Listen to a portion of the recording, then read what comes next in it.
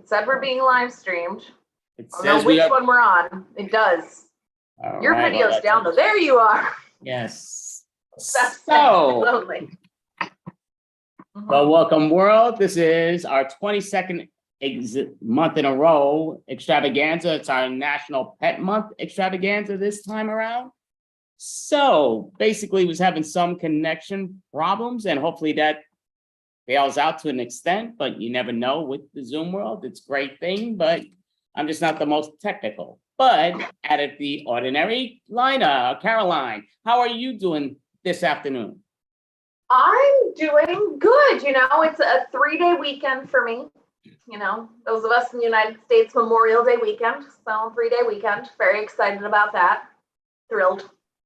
Okay, well, that sounds great. Now, does that mean are you one of those that are shooting out to the beach Monday, or are you not even waiting? You're doing the weekend, or none of the above? I have no idea. I have vague plans. Vague, very vague. The week is done. That is what I am excited about. The week is done. Now it is the weekend, and I get a whole extra day of it. So I'm good. Well, that's perfect. Yet it's an extra day in the weekend, yet Monday's not really part of the weekend. It's the start of the weekday, but that's all good. I know it's just a pop-up pun, but it's all good. What about you, Andy? Well, I work on Monday, so I don't have that long extra day. So, but again, it's what it is. Everybody gets to do what they want. I'm not doing anything planned in my head. Never know what's going to be developing, which is always great, but no improv. I mean, Sunday morning, just online, but otherwise no improv, which is good to an extent this weekend. So obviously we have probably 10.5 to 11.5 hours today. So we got a lot, and we're going to be having a lot of different improvisers and stand-up comedians, counting Caroline Dunn, who will be doing a solo by herself. And she'll be at the end. I think it's at the end. I did write down the schedule. I was just seeing another team that was supposedly. Yeah, so basically I didn't even finish writing the schedule. But basically near the end, Caroline's at another improv team that I'm on, that there's a few of us that will be performing. And also I'm joining another improv team today, which is the Ensemble, I'm very happy. Scotty Watson, he's brilliant. He's great. So it's great to see him joining us. So that's sort of like the feedback with this stuff. So just sort of thinking here and there. What I will say, there is an improv jam at the end, and basically, you know, anybody could always perform in this. And in the improv extravaganza, looking here just for officially the time, if I have it set, just because again, I didn't write down the whole schedule. But here it goes. I got it pulled up. Okay, so yeah, it's the double improv jam is slated to begin at 1:10 a.m. Right, so that's Eastern time. Right, that's always major key Eastern time. Right.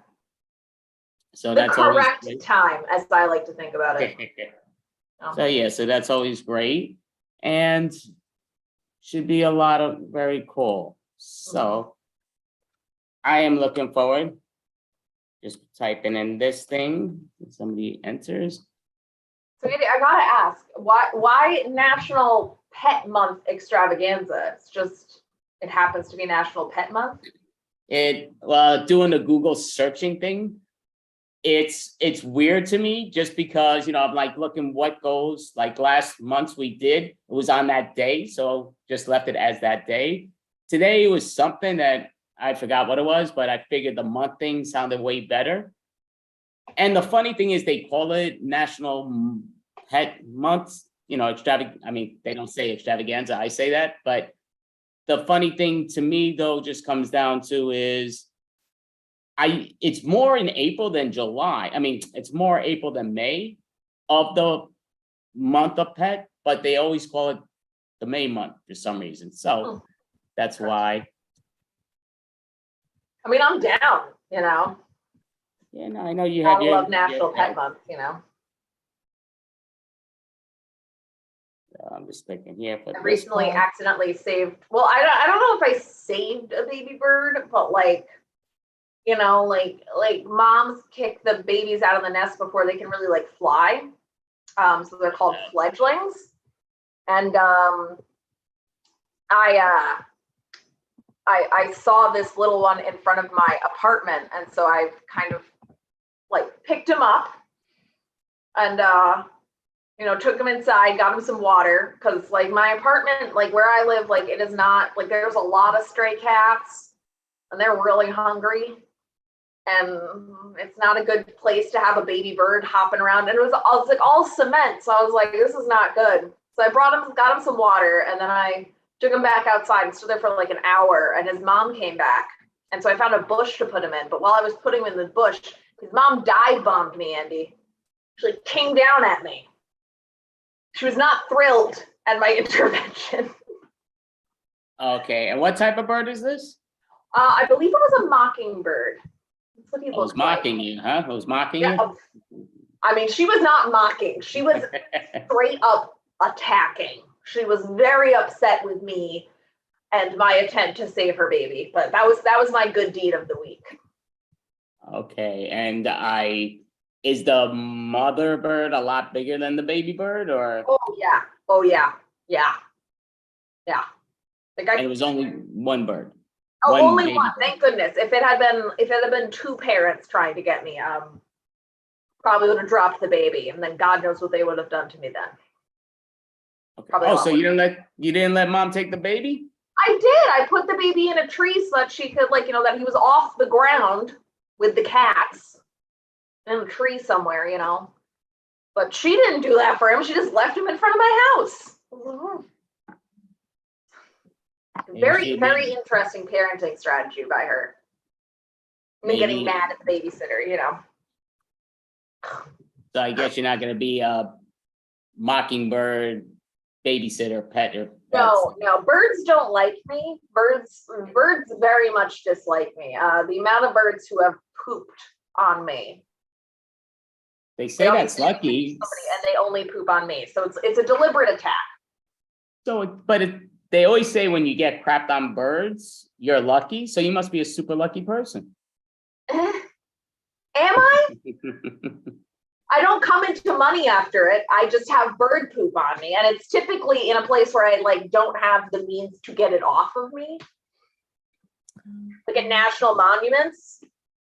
I don't know why birds want to poop on me at national monuments, but fine.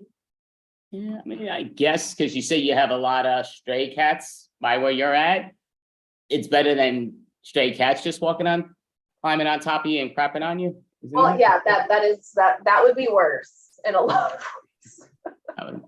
I would think, that would sound definitely bad. I don't know if that's supposed to be lucky either. I know the bird crap's supposed to be. Yeah, I've never heard of cat poop being lucky.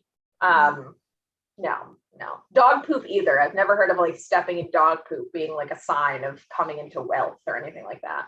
No, that's true. If that was the case, I guess a lot more people would welcome it and step in it. There would be a lot of people who would be very lucky. Yeah, I mean, I'm never going to say the word never, being crapped on by a bird, but I probably haven't since I was a young kid. And I didn't know back then that was supposed to be a lucky thing. It's a lie. It wasn't very lucky, at least not that I know of. But, it's those things. Happens to me on a regular basis. So. Yeah, well, that's things that make you go, I'm distressed. Stressed.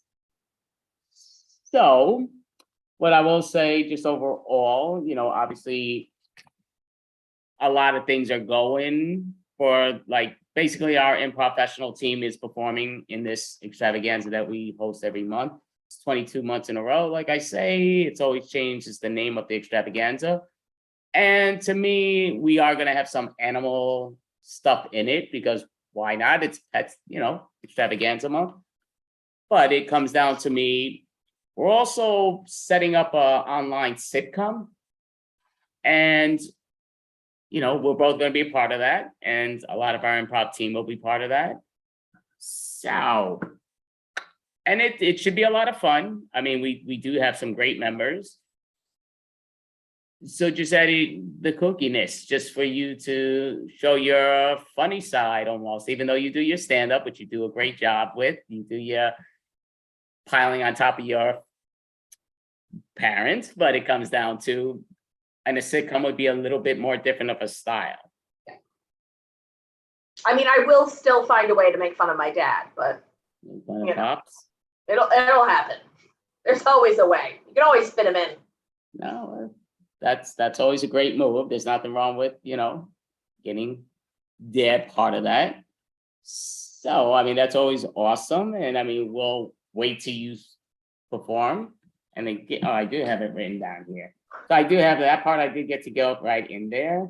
I just now can't read what I wrote. But I mean, I could read it, but I just see it's too light. Oh yeah. So Caroline's scheduled at 7:26 p.m. Eastern time. And again, that could always be a little off, a little on, boom, but yeah, you never know.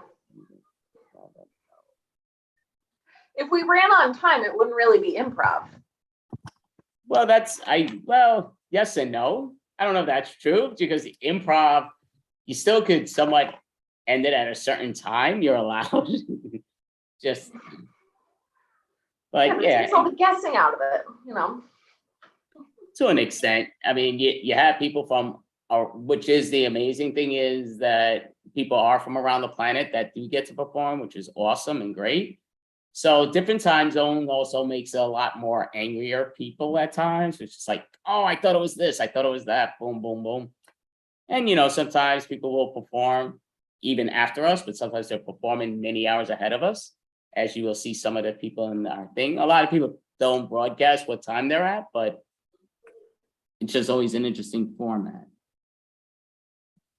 to me. I mean, maybe you need to do an extravaganza that's all about, like time zones, The time zone extravaganza, that actually could somewhat work. That That could somewhat work, but the clockwork extravaganza. It sounds cuter. the clockwork extravaganza. Okay, so you know what? Yeah, so well, I haven't decided of a name for June, so you can help me with that. But there's many options. Like basically every year when we do it, this is our second year. No, this is our third year, right? We've done it 22nd a month. I'm trying to think how many times we've done it in March. But it comes down to we try to change the name. For a third year now. Yeah, so we basically try to, well, not yet, but so 22 weeks straight. So basically, but yeah, we do try to change the name of the extravaganza each time. The only two that I say we try not to touch is December, and we did change that one a bit, and Halloween, just because even though you can put Comic-Con, I just love Halloween, so I don't try to touch that. I think it works. Hey, some things are classic. You just got to go with them. Yeah, and everybody gets to dress up and be silly, and I always love that, just with sort of where it takes people.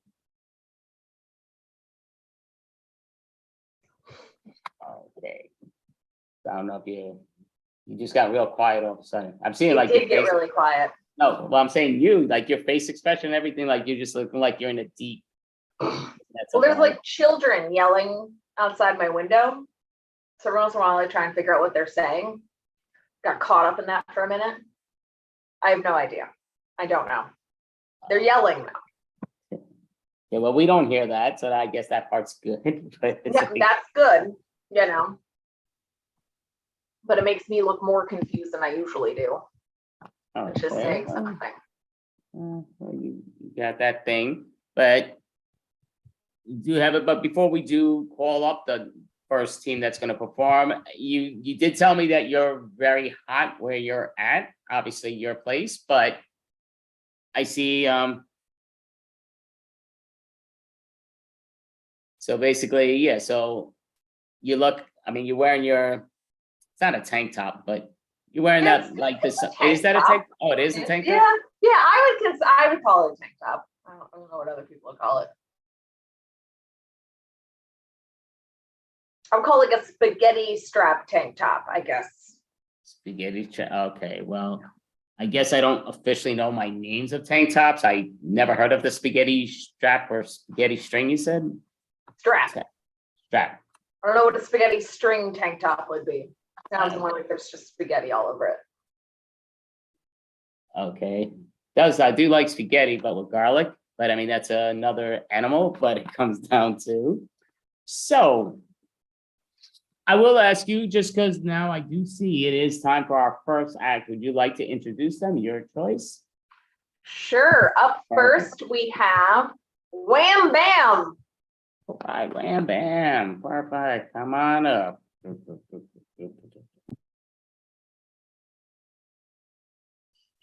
Hey guys, sorry, I'm at work right now. Hey, we are the Wham Bam Improv Jam. Individually, we are Tim. Rob Kirby. And I am DB. We host a Wednesday night jam every week for Second City Hollywood. We're here just to enjoy ourselves and thank everybody here for having us. We're gonna play some short form games today. I'm not sure what order we're going in as far as that goes, so I'm gonna leave it up to my compatriots here. You kick it off, Tim. Kick it off. Okay. Well, we're going to kick it off with an oldie but goodie. We're going to play New Choice. So during this game, at any time, for some reason, I might not like what DB or Rob says. So then I'm going to say ding, and they're going to change the last thing they said to something else. And I might keep dinging them until maybe it'll be 10,000 times until I finally accepted what they said. And then that is the reality of the scene. So let's get you, what do you want? You want a relationship? You want a location? What do you guys want? I'd kill for a relationship. Kill for a relationship. Okay. You are a prince and a princess. You are a prince and a princess. This is New Choice. Listen for my ding and lights up. I love you so much, Prince Charming. You love me. Why do you love me? I love you because you're gonna run the land when the king dies. Ding. You're gonna run the land when the king comes back from the dead. Ding. You're gonna run the land when the king turns into your mom. You know that I hurt my calf. I don't want to do any running. Like, what are you talking about? You have to run. Okay, I'll run. Is this fast enough? Ding. But if I run, I'm going to get sweaty, and you're repulsed by sweat. You're right. I am repulsed by sweat. That's a problem that I gained when I was a kid, and my dad used to sweat on me all the time. Oh. Ding. That's how he wouldn't sweat on. He wouldn't let me sweat at all. If I started sweating, he would send me outside. That's unfortunate. Like, I would imagine you'd be pretty cold if you were sweating and you got thrown outside with all that water on you. I was cold, and then he'd mock me for my Mickey Mouse voice. Ding. I was about to start doing that myself. He would mock me for my Transformers voice. Let's hear it.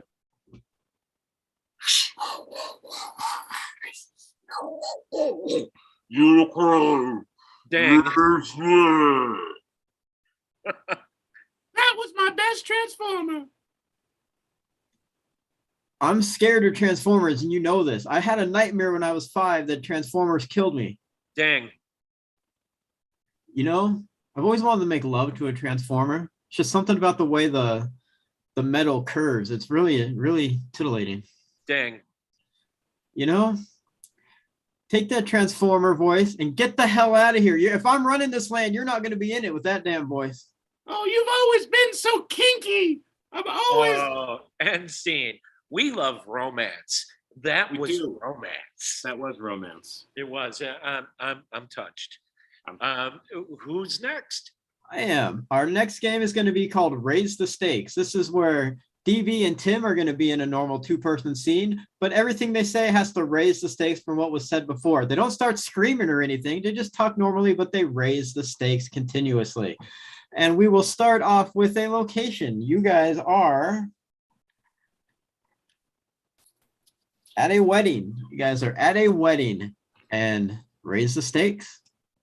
Hey, Hey, man, it's good to see you. It's been a long time. I can't believe Johnny's finally getting married.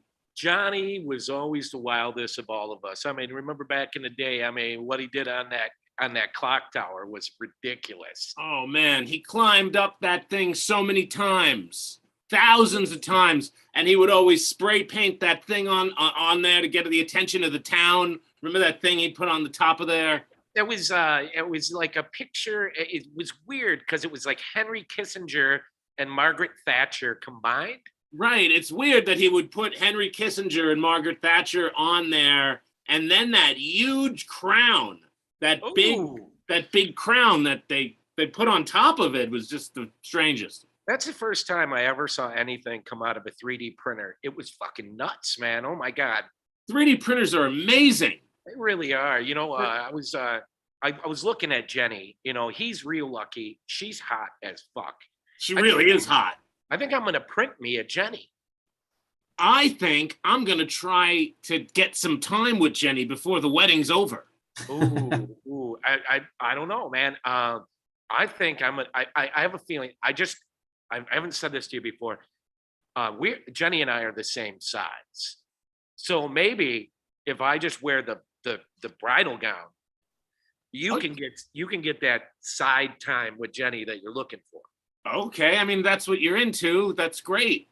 Hey, whoa. I didn't say I was into it. I was saying I would do it for you. If I was going to dress up today, it would be a bridesmaid. I don't want to steal the sun from the bride. So what you're saying, you would be doing it for me. I would be doing it for you. That means that I have to do something for you then. Oh. And what I'm going to do is I'm going to buy you a Lear jet. I'm buying you Elvis's Lear jet. Hell yeah. Does it have the toilet? You know the toilet. The toilet, yes. The toilet he died on, yes. Yeah. Okay. See, my dream has always been to die like Elvis died. Like choking on food? Yeah, but I never assumed that it would be on an airplane. Holy moly. I always assumed that he just didn't finish a ham. That's what I always assumed. End scene. From a wedding to dying like Elvis on an airplane. That is raising the stakes indeed.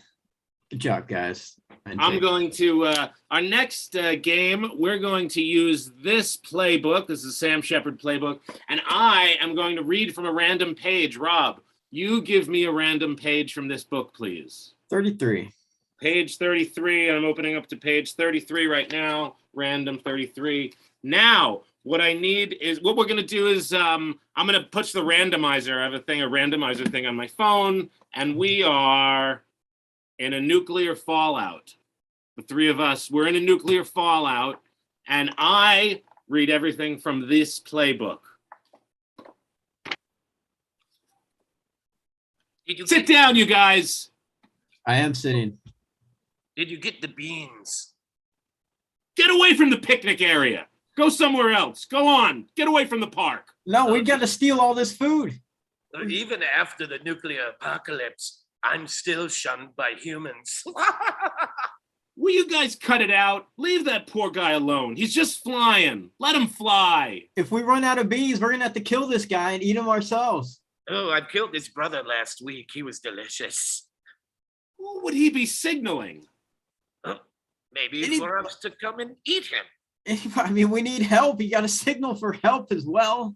He could be signaling to anybody. It could be the others. I hope he signals a doctor. I would like to have a doctor with us. So someone should be told about it. The community should know. What do you think that siren is? That's nuclear fallout siren. Yeah, everyone knows. I'm his wife. Oh. I was at your wedding. You still haven't used those steak knives I bought you. So sorry I ate your brother-in-law. Then we should tell him so he doesn't have to waste any more time. Would you like to tell him over dinner? Ooh, I did bring some fava beans. Come here, honey. Okay. Come and get your wife, stupid. Oh, he's flying. He's not coming down. Yeah, our wife, that's a no. Come on, land that thing. I'll get him. Yeah. Oh, here he comes. Nice shot, buddy. Come on, here we are. I know. We're trying to survive this nuclear fallout together. Your other wife's here, too. Oh, no. Oh, I thought the divorce was final, Rob. She's here. She found you. She found me. We've been waiting and waiting and waiting. Well, that's what she always says because he runs late. If at all. You've been up there too long, mister. Well, he fell down now. Yeah, I was up there looking for survivors, and that fall really hurt. Land that thing! I thought I did. I don't know what happened to the body. Maybe the wolves took it. We've got your wives, Mr. Pilot. You'd better come down here or we'll take them away. That's not the threat you'd think it is. Ooh, no, it's not. Trust me. He was on the verge of divorce before the apocalypse. We'll use them ourselves. But maybe they'll be satisfied finally. What kind of sick freak are you? He's leaving! Look! Hey! Take the wives with you. Yes, please. Take them. That was great. That was really good. That's always a lot of fun for I love doing that one. That's one of my favorite games that Tim brought back into the mix last month. That was a fun game. Let's see. How much time do we have? We have a lot of time still. Yeah. Well, I have We another might get game through it all. planned. So in case the audience doesn't know, these two fine actors are two of the finest actors that I've ever met in my life. It's somewhat like the late, great Philip Seymour Hoffman.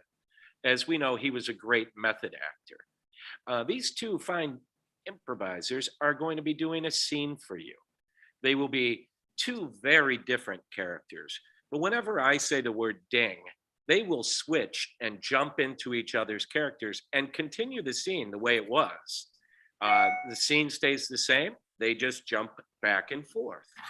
So give us some big characters, guys. This is Method Man, and I will get you a suggestion just of an emotion. Your suggestion is playful. Your suggestion is playful. And this is Method Man, lights up. All right, let me just tickle you a little today, DV. Just want to tickle you all today. Right, don't tickle me. I don't like to be tickled. It's not right. What you doing there? Strength. It's fun though. Just give it a try. I don't want to be tickled. You tickle me one more time, I'm gonna thump you. Dang. I tell you what, don't you be tickling me. I'm gonna No, tickle you. get those grubby hands away from me, you stupid sick freak. No, I got you. You're tickling. I got you under your arms now. we're too old to be tickling. Get away from me. Purple nurple. Oh, what? Dang. Right, it hurt. It's too much there, boy. No such thing as too much. Yeah, squeal. What are you doing there to me? You're trying to get me out of here straight and stuff back some money, so. I'm just playing. I mean, we gotta liven up the day somehow. You're right, we've got a lot of day. That's why we're going to that Elton John concert. Dang. You ever see him playing the keys? He's a lovely man. Plays Yeah. him like an angel. I've seen Elton John a million times. We've been going to see him for years. Don't you remember all those concerts? And that's Dang. why we're going again, trying to reignite the spark of our playfulness, son. Dang. Of course I remember every single one of those damn concerts. I'm getting into the theme this time. I'm ready for Elton John. Dang. Me too. So now I've got all my Elton John stuff off now because he sold it all. He Me sold all. too. But while we're waiting for this, let's play that game where you guess the character. I see what you can do. Who are you, Zorro? What the? I'm not sure what's coming next. I don't know what to say other than I love you. What? Come on, man. How Dang. drunk are you today? What do you mean you're in love with me? Man, we've been friends for so long. You're like a brother to me, man. I love you. Elton, You want to do Eskimo noses? not particularly, but I did request Elton to sing a song directly to you. And I'm gonna tickle you while he plays it. He You're gonna give a song to me? is. Dang. Oh, we love it. Yeah, let me hear it. I thought that's what I was. Yeah. You see, the candle in the wind. It's because when it's windy and your hair blows all over the place. I always thought it was a song about bad gas. End scene. We always end on bad gas, or at least that's what my wife says. We tend to. Oh, that was so good. There was love, there was touching, there was Elton John, there was Zorro. Oh my God, there was Zorro. Sorry. What a beautiful game. Speaking Excellent. of Zorro, one of my friends is about to be very rich.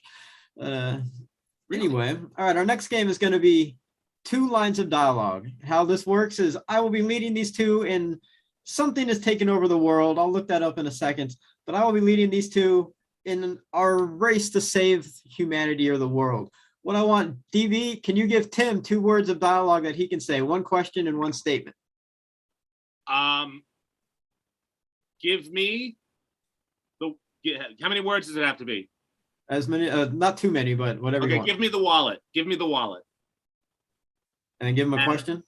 And can I have some orange juice?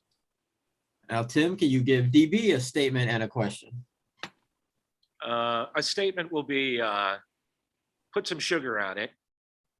And the question is, where did Ellie go? All right. Now, they can only say those specific words this entire time, and I will react to them as they say this. And our death scenario, or our world scenario, Can you remind me of mine, Rob? What'd you say? Can you remind me of mine? I don't have anything to write on. Just, do you remember what they were? No, not at all. DB, tell them what they were again. I was writing mine down. I'm texting myself. Tim, I believe yours were give me the wallet Give me and the wallet. can I have some orange juice? Yes, Okay. thank you. Sorry. So sorry. I'm so This is bad at lucky that. I got this freakish brain here that made me lazy. You're smarter than us. All right, and We're good. the world is being attacked by killer ants, gigantic killer ants. And oh my God, guys, did you see the news? We're being attacked by ants. What are we gonna do? Put some sugar on it. Okay, like they're kind of big. I don't really think we're gonna want to eat these. I mean, these things are gigantic. Can I have some orange juice? Is that gonna help you fight better? Yeah, sure. Here, Where did Ellie go? I send her for help. She'll be back soon. We're gonna fight them all together. Give me the wallet. Are you mugging me right now? I mean, we need this money to get guns. Put some sugar on it. Give me the wallet. Put some sugar on it. I don't want to put sugar on anything. Where did Ellie go? She's in the next town getting supplies. Put Can I have some orange juice? Fine. I mean, I got to squeeze some more, but I will. some sugar on it. Okay, here. Apparently that's going to make you fight better if I give you sugar, according to your friend here. Just give me the wallet. All right, I'll give you all the money I have. If that'll get you to help us, these ants are coming. Where did Ellie go? Who cares about Ellie? She's probably dead by now. What do you even care? Can I have some orange juice? Put some sugar Fine, on it. no, I'm going to drink all your damn orange juice. Put some Fine, now there's sugar no on more it. orange juice. Give me the wallet. Who's okay? Hey, give him your wallet. I'm tired of giving him my wallet. Put some sugar on it. Okay, I'll put sugar on your wallet. I'll give it to Tim. Now, Tim, ready? Go get those ants. Go get them. They're fire ants. Where did Ellie go? She's dead. Ellie's dead. Can I have some orange juice? No, you can't. No more orange juice. Put some sugar on it. Fine. If I give you some sugar, I'll give you some booger sugar. You know what that is? Then we're all get hyped up. Give me your wallet. Give me your wallet. Okay, here's my wallet. Go to the store, buy some orange juice, as much as you want. Come back, and we're gonna take over these ants and save the world. Where did Ellie go? Ellie's coming back. I was just being mean. She's fine. Calm down. Ellie's Can I fine. have some orange juice? Ellie's bringing you orange juice. You and Ellie can drink orange juice, and we can all drown the ants in orange juice. It's gonna be fantastic. Put some sugar on it. I'm allergic to sugar. I didn't want to say anything earlier. I didn't want to upset you, but I can't put sugar on anything. Give me your wallet. Where did Ellie go? Fine, here's my wallet. Where did Ellie go? Put some sugar on it. Ellie went to go fight the ants because we're not doing anything. Can I have some orange juice? You Some sugar on can. it. And I'm drowning the ants. End scene. We saved the world. Fantastic job, guys. Woo! One more Uh, scene. That's awesome. That really is awesome. I think we are going to go into a little ABC prov now with the three of Sure. us. The three of us are going to do an ABC prov. Brings us back to our roots, our improv roots. This is one of my favorite games, one of the simplest games. And we're going to need a letter. Give me a letter, Tim. L. L. We're going to start with L, and then we're going to have the randomizer randomize something again. Three brothers dealing with a will. Oh. So here we go. What letter again? So my apologies. L. L. Lose Lost the will. Lost it. Man, that's really gonna suck because Dad was rich. Never have I ever had a brother like you. Ugh. Oh my God! I don't have time for that sappy stuff. I need money. Please just shut up about money. You've always been just begging for money. Question me anytime. I didn't take it. Right. I agree with him. Steve, look, you're out of the will. I didn't want to tell you. Tommy, you are not in charge of the will. You just think that because you're the older brother, you can do whatever the hell you want. Very well. Very well. I'm the dumbest brother, so maybe I should deal with the will. Where did you learn that you were smarter than everybody? Xavier taught him, okay? That's what happened. That was a good teacher. You taught me. Zero chance that I'm responsible for the moron stuff that you've been doing. Assholes, listen. The money is, I'm going to fucking tell you, it's mine. It's mine. You're the smart brother. You're the dumb brother. I'm the criminal brother. I'm sorry. Bitch. Can you give me some, please? I got to make a house payment. Don't you dare touch the money. I swear to God, I will kill each of you. Every time we get together, you threaten our lives. Firing guns at us, it's not cool, man. Oh, guns are what makes brothers brothers, okay? How are we even related? I don't look like either of you, and so I'm shocked myself. Just the other day, cousin Ellie told me that you weren't mom and dad's kid anyway. We found you. Karen was our mother. That's what I thought. Look, we all made it. Fantastic. ABC Pro. ABC Pro, baby. Oh, we did that. We have another 2 minutes. It looks like maybe a minute and a half here. We can You just wanna do a quick line game with the three Sure, of us? let's do a quick line game. Sure. All right. And everybody should take a second city class if you have Hell the yeah. opportunity. And come to the Online. jam. Our jam. Yeah, Jam every on Wednesday. We Check us jam out on on Wednesday. Facebook. Real quick, 1 minute of how I like my man. Innuendo. Sure, love it. All right, let's go with shoes. Shoes is your suggestion. I like my women like I like my shoes with no soul. Oh, nice. I like my women like I like my shoes. They really know how to use their tongue. I like my women like I like my shoes leathery. I like my women like I like my shoes tied up with strings. I like my women like I like my shoes in pairs. I like my women like I like my shoes scuffed. Ooh. I like my women like I like my shoes with a New Balance. I like my men like I like my shoes, just loafing around. I like my men like I like my shoes barefoot and pregnant.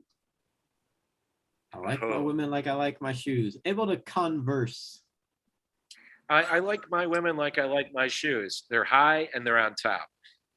I like my women like I like my shoes reboxed. Just about to do that. All right, I think that's good. This- I think we're good. guys. We're Wham Bam. This has been a lot of fun. Thanks for having us, Caroline and Andy. We appreciate it. We're losing DB. All right, so Yeah, great thanks, Andrew. job. Yeah, that was definitely hysterical. We usually ask quite a few questions, but I think you gave most of the answers to where they could see you and stuff, which is which is great. You stole stuff from me in lineup at Caroline's, but that's all good. Just messing with you. But yeah, so you all did a great job, though. Thank you so much. I mean, that was Thanks, brilliant. Andy. And we do this every month. This is our 22nd month in a row. The next one will be Friday, June 17th, which is less than a month away, but it's Friday 17th. So if you guys want, just message me. Definitely would love to have you again. And that's also for people in the plan. But great job. That was Thank you very much. Thank you so for much. having us. perfect. I'll be Thank back you. for a stream. Yeah. Great job. So that was Wham Bam. So Caroline. Womp, womp, womp. Wow. Okay. All right. So would you like to introduce the next team, or would you like me? Whatever you like.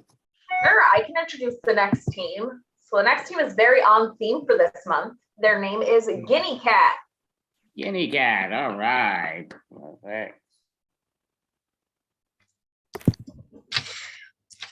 We are guinea cats, and earlier on we asked for some suggestions of words, and we are going to take the word pendulum. Oh.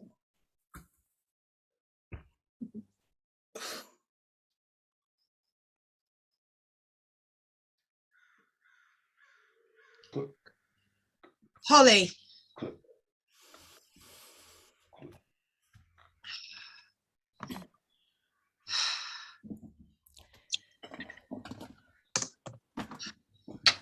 I keep losing track of time. I was meant to clean the windows this morning. Didn't get time to do that. I was meant to go and feed the ducks earlier on. The dog's barking in the garden. I'm supposed to do school runs, and it's just never enough hours in the day. It's all right. I've done all your jobs for you. Holly, you didn't have to do that. I know, but I wanted to. Oh, let me make you a cup of tea. You know, it's the least I can do. Oh, where's the tea bags? Water. Here, let me do that, Mary. Let me do that. Oh, Polly, I don't know what to say. The ducks didn't peck at your feet or anything. No, I had no problems at all. In fact, I enjoyed the routine. You did? In fact, I'm going to do a little bit more cleaning now. I'm going to get my feather duster out, and I'm going to dust all this dust away. Well, I suppose it is rather dusty. I mean, I never find time to do any cleaning. And, well, oh.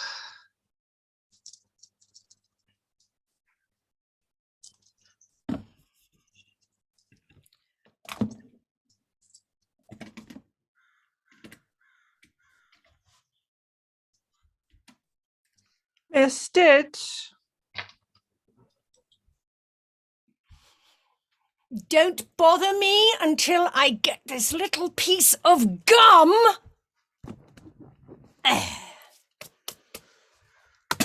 Yes, dear. I wonder if I might leave detention now. I've written, I shall not ever call the teacher a snitch instead of Stitch 50 times on the blackboard. I'd like you to stay a little longer, dear. I've got a job for you.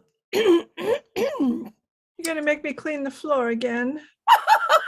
You've guessed it. But before that, dear, I want you to go around to everybody's desk, open them up, and take out any contraband. I want all those vaping sticks and marijuana pots and whatnots. Bring them out and bring them up to my desk. Miss Chop, Stitch, chop. I have a question. Why is it that after you've had your morning coffee, you're so nice and lovely, and then you swing to the opposite extreme by the end of the day, and you're just not nice? Well, officially, it's because I've just had a break. I've put my toes up for a minute.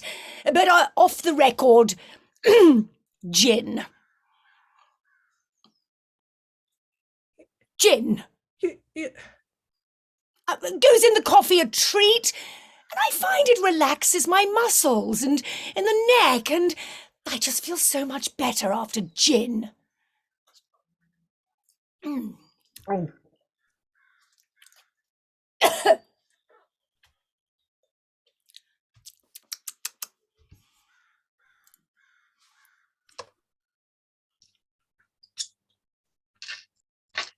Sammy. Sammy. She only went and did my cleaning.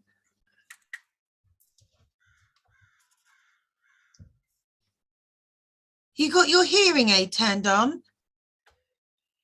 I'm afraid of the. I'm afraid. You're afraid? Yes. I don't. It's scary to go to the pond. Well, I know those ducks do like to peck at you, but it's all right. It's all right. Polly went and did it. Polly went and did it? Yes, I love Polly. I love Polly too. She's been so helpful. But, well, I do feel like I'm taking advantage of her, if I'm honest. That's okay. You've worked really hard since you've been without Dad. Yeah, I know. It's just, I just feel like one minute I'm all organized and everything's in its place and I'm on time. You've The never next been minute, like, organized, Mom. You've never been organized. never been organized. No. I could never find my favorite anything.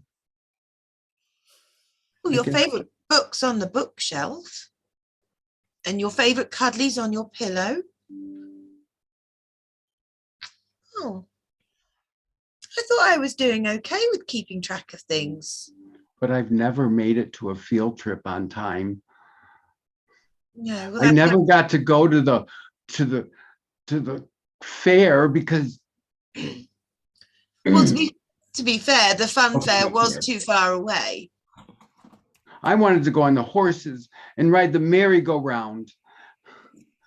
I know you did. I know. And I know. Swing But- on the biggest swing in the world that spun.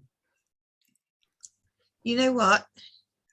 We'll go to the fun fair at some point, I promise.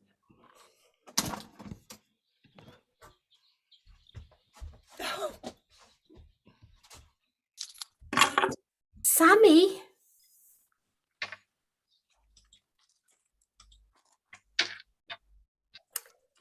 I just wanted to see how you'd been since your grandma and your dad died.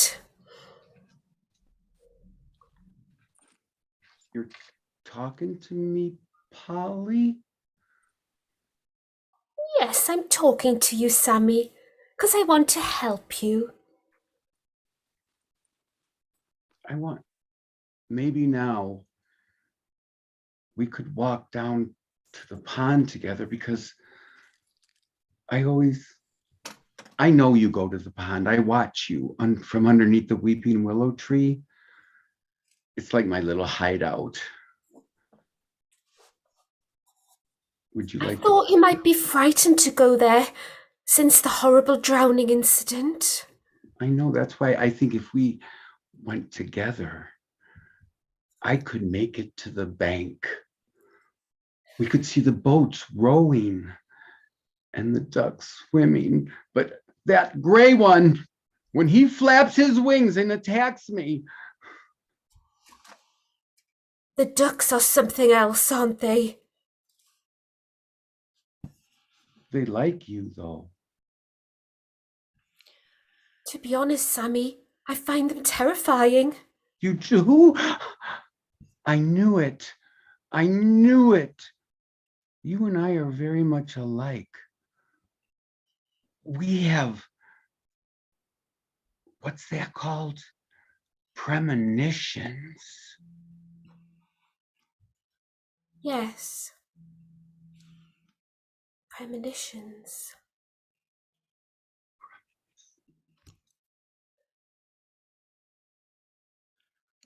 Mary, Ah, yes, Miss Stitch.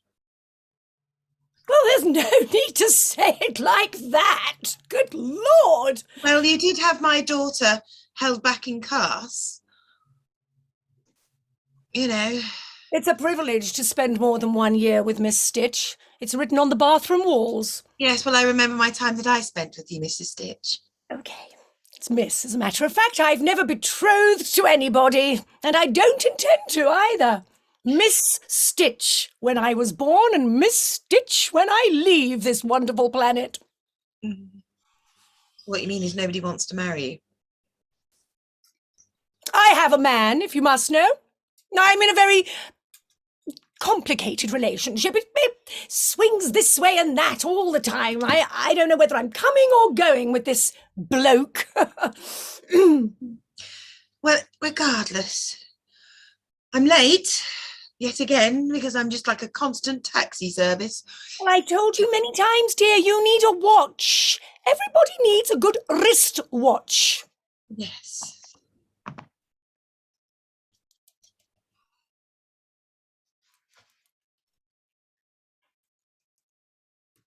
Ollie, have you seen Baloo? I haven't seen Baloo for some time. I believe that Miss Stitch and he are special friends. Now, Ben, what can you possibly know of such things? Well, I stayed after school to clean the floor because she made me, and I saw them holding hands in the parking lot. Really? Oh, that's very naughty of me to laugh, but I do like a little bit of gossip. Well, I wondered if you could tell me, what does it mean to be special friends? Well, it means that you might give each other a special cuddle, and perhaps a special ring. Oh, like a telephone ring. Ring. No, silly, a ring on your finger. Oh. Ring, ring, Ring, ring, ring, ring. Ring, ring, ring, ring, ring. Miss Stitch, Hello? Miss Stitch, please, Oh, please give me an A. Is there anything I can do to get a better grade? Because if I don't get an A, I can't be on the honor roll. If I'm not on the honor roll, my mom's gonna- yes. You can clean the gum off the floor with a razor blade. That's already been done by that other kid. Well, you can, oh my God, I've run out of cleaning jobs. This has never happened. I feel kind of, well, I feel reckless and like I have no responsibilities. I mean, everything off the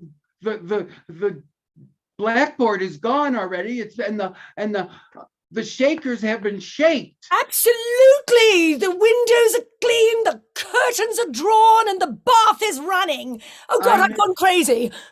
I think the Queen could even enter and be nice. I think that's a very good idea. We should invite her over to see the. Don't be If I can get the ridiculous. Queen to come, yes. If I can get the Queen to come, Yes, because I know her. I beg your pardon. You know the Queen? Oh my God, Yeah. Okay. Sammy, I had no idea. Well, come on up. Tell me more. Does Her Majesty always wear that crown? It's just glass. It was a costume she wore. No, we're talking Queen Elizabeth. She's got a great big heavy crown. It goes back for centuries. It's not plastic.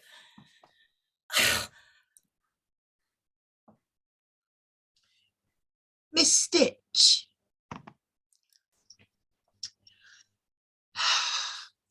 I've got some painkillers. You've obviously got another headache here.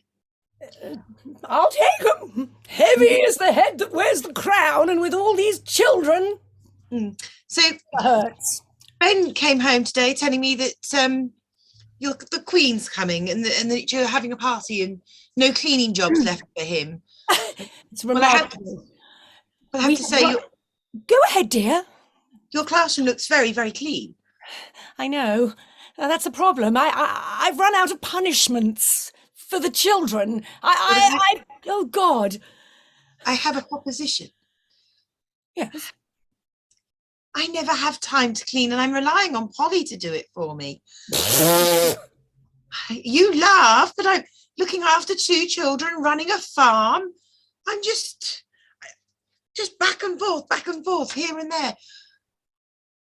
I'd like to offer the school as my home for the children to come and clean my home. Punishment. Oh, God. I'll think about it. I've no time. Ben, Yes, Sammy. we have to figure out how to get into the castle. Castle. We're gonna kidnap the queen. You mean a kid like me could help? Yeah.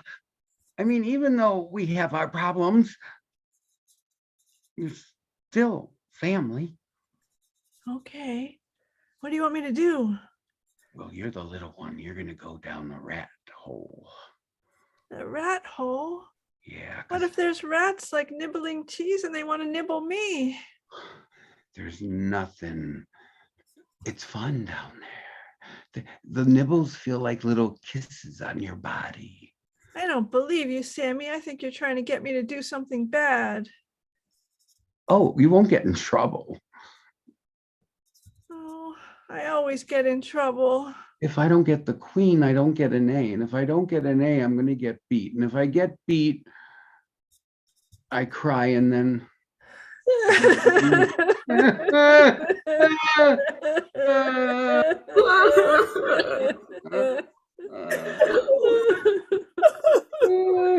Miss Stitch. Miss Stitch. Yes, dear. Miss Stitch, I'm not one to complain, but I just can't have it. Elaborate. The children being sent to clean. It can't happen. I clean for Mary. So you don't believe in cleanliness punishment? You're one of those. It's not that. Elaborate. Can I rely on your discretion, Miss Stitch? No, but do elaborate. I can't possibly divulge. Oh, God, now you've got me all wound up. You take me to the edge and then you just leave me hanging like a pendulum. Get to the point, woman. All right, I'll tell you, but if you breathe a word of it, I'll spill the beans about you and Baloo kissing in the classroom. I'm all ears. It's the terrible guilt, you see. The pedalo accident. Yes. The pedalo accident. Well, Mary doesn't know of my involvement. That's why I clean for her. Oh, I see. Oh, so it was you. Oh. Oh, you're guilty. You are guilty. Yes, absolutely. This is the finger pointing right at you. Oh. Oh. Oh. You. Mary? I want to call you Mary now and not Mum anymore. I'm grown up now. I'm only 12, but I'm grown up. You are getting grown up, Ben, you are.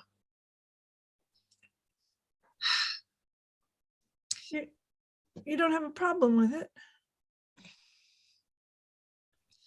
Well, of course I like to be called Mum. But if what you want is to call me Mary, then Mary will have to do. Well, it's no fun if you're okay with it, Mary. I could always call you Benji. Oh. No, it doesn't bother me at all. Benji. Do your worst. Benji, Benji, Benji, Benji, boo. I had a bad dream, Mom. Go on. That woman, Polly, who keeps coming around and cleaning the house. I think she did a bad thing. Oh, Polly. Polly's just, she's like part of the furniture, darling, ever since Daddy died. She just, supports me and helps me out when I need help. And I need a lot of help, darling. I need a lot of help. Well, I have bad dreams about Daddy dying, and things flicker on and off, and it's just crazy. Ollie.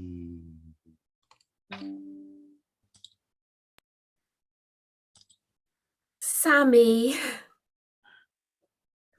I think of you more. You stuck up for me at school.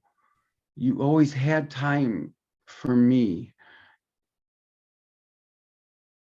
I really don't love my mother. I love you as my mother.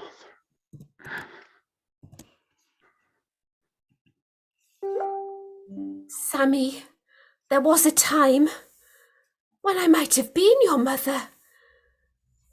Before your daddy died. I knew I was different. We loved each other, you see, and I would have been your stepmother.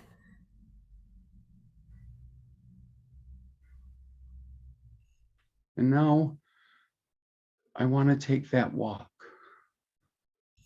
down to the pond with you and be with the ducks. Ducks.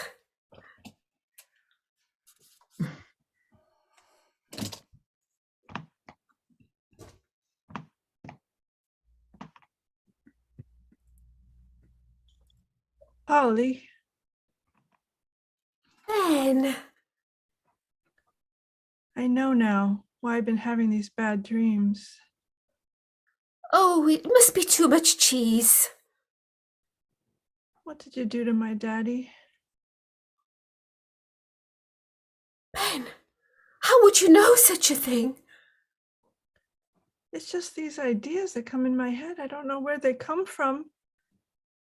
It's like a power I don't want to have. I see things. It was an accident, Ben, on the boating lake. We were kissing, and your daddy was driving the pedalo, and he crashed. I didn't know he couldn't swim. I swam to the side. If he hadn't been kissing me, he never would have died. Life is like a terrible pendulum, back and forth and back and forth. I want to be a pendulum for good now. I want to help your mummy. And you and your brother. I know it wasn't on purpose. Hey, Siri. And scene. Thank you, guys. That's our show. All right, so great job. You can hold on your video if you want to wait 1 second just to give yourself a quick advertisement. If you want to throw out like a website or something that somebody can find your improv team or a link. I know nothing. It's good to see you, Andy. Great seeing you, definitely. He's a great advisor of being in a marriage. It's like, I don't know nothing. It's up to her. I love that. That's great. Thank you so much for Thank hosting you. us. Thank you. Well, thank you. That was Guinea Cat. Great job. I assume you can look online on Google Guinea Cat, but they did a great job. A lot of fun. So, Lina, would you like to introduce the next individuals? Yes, up next we have Extreme Improv. Extreme Improv. Perfect. Awesome.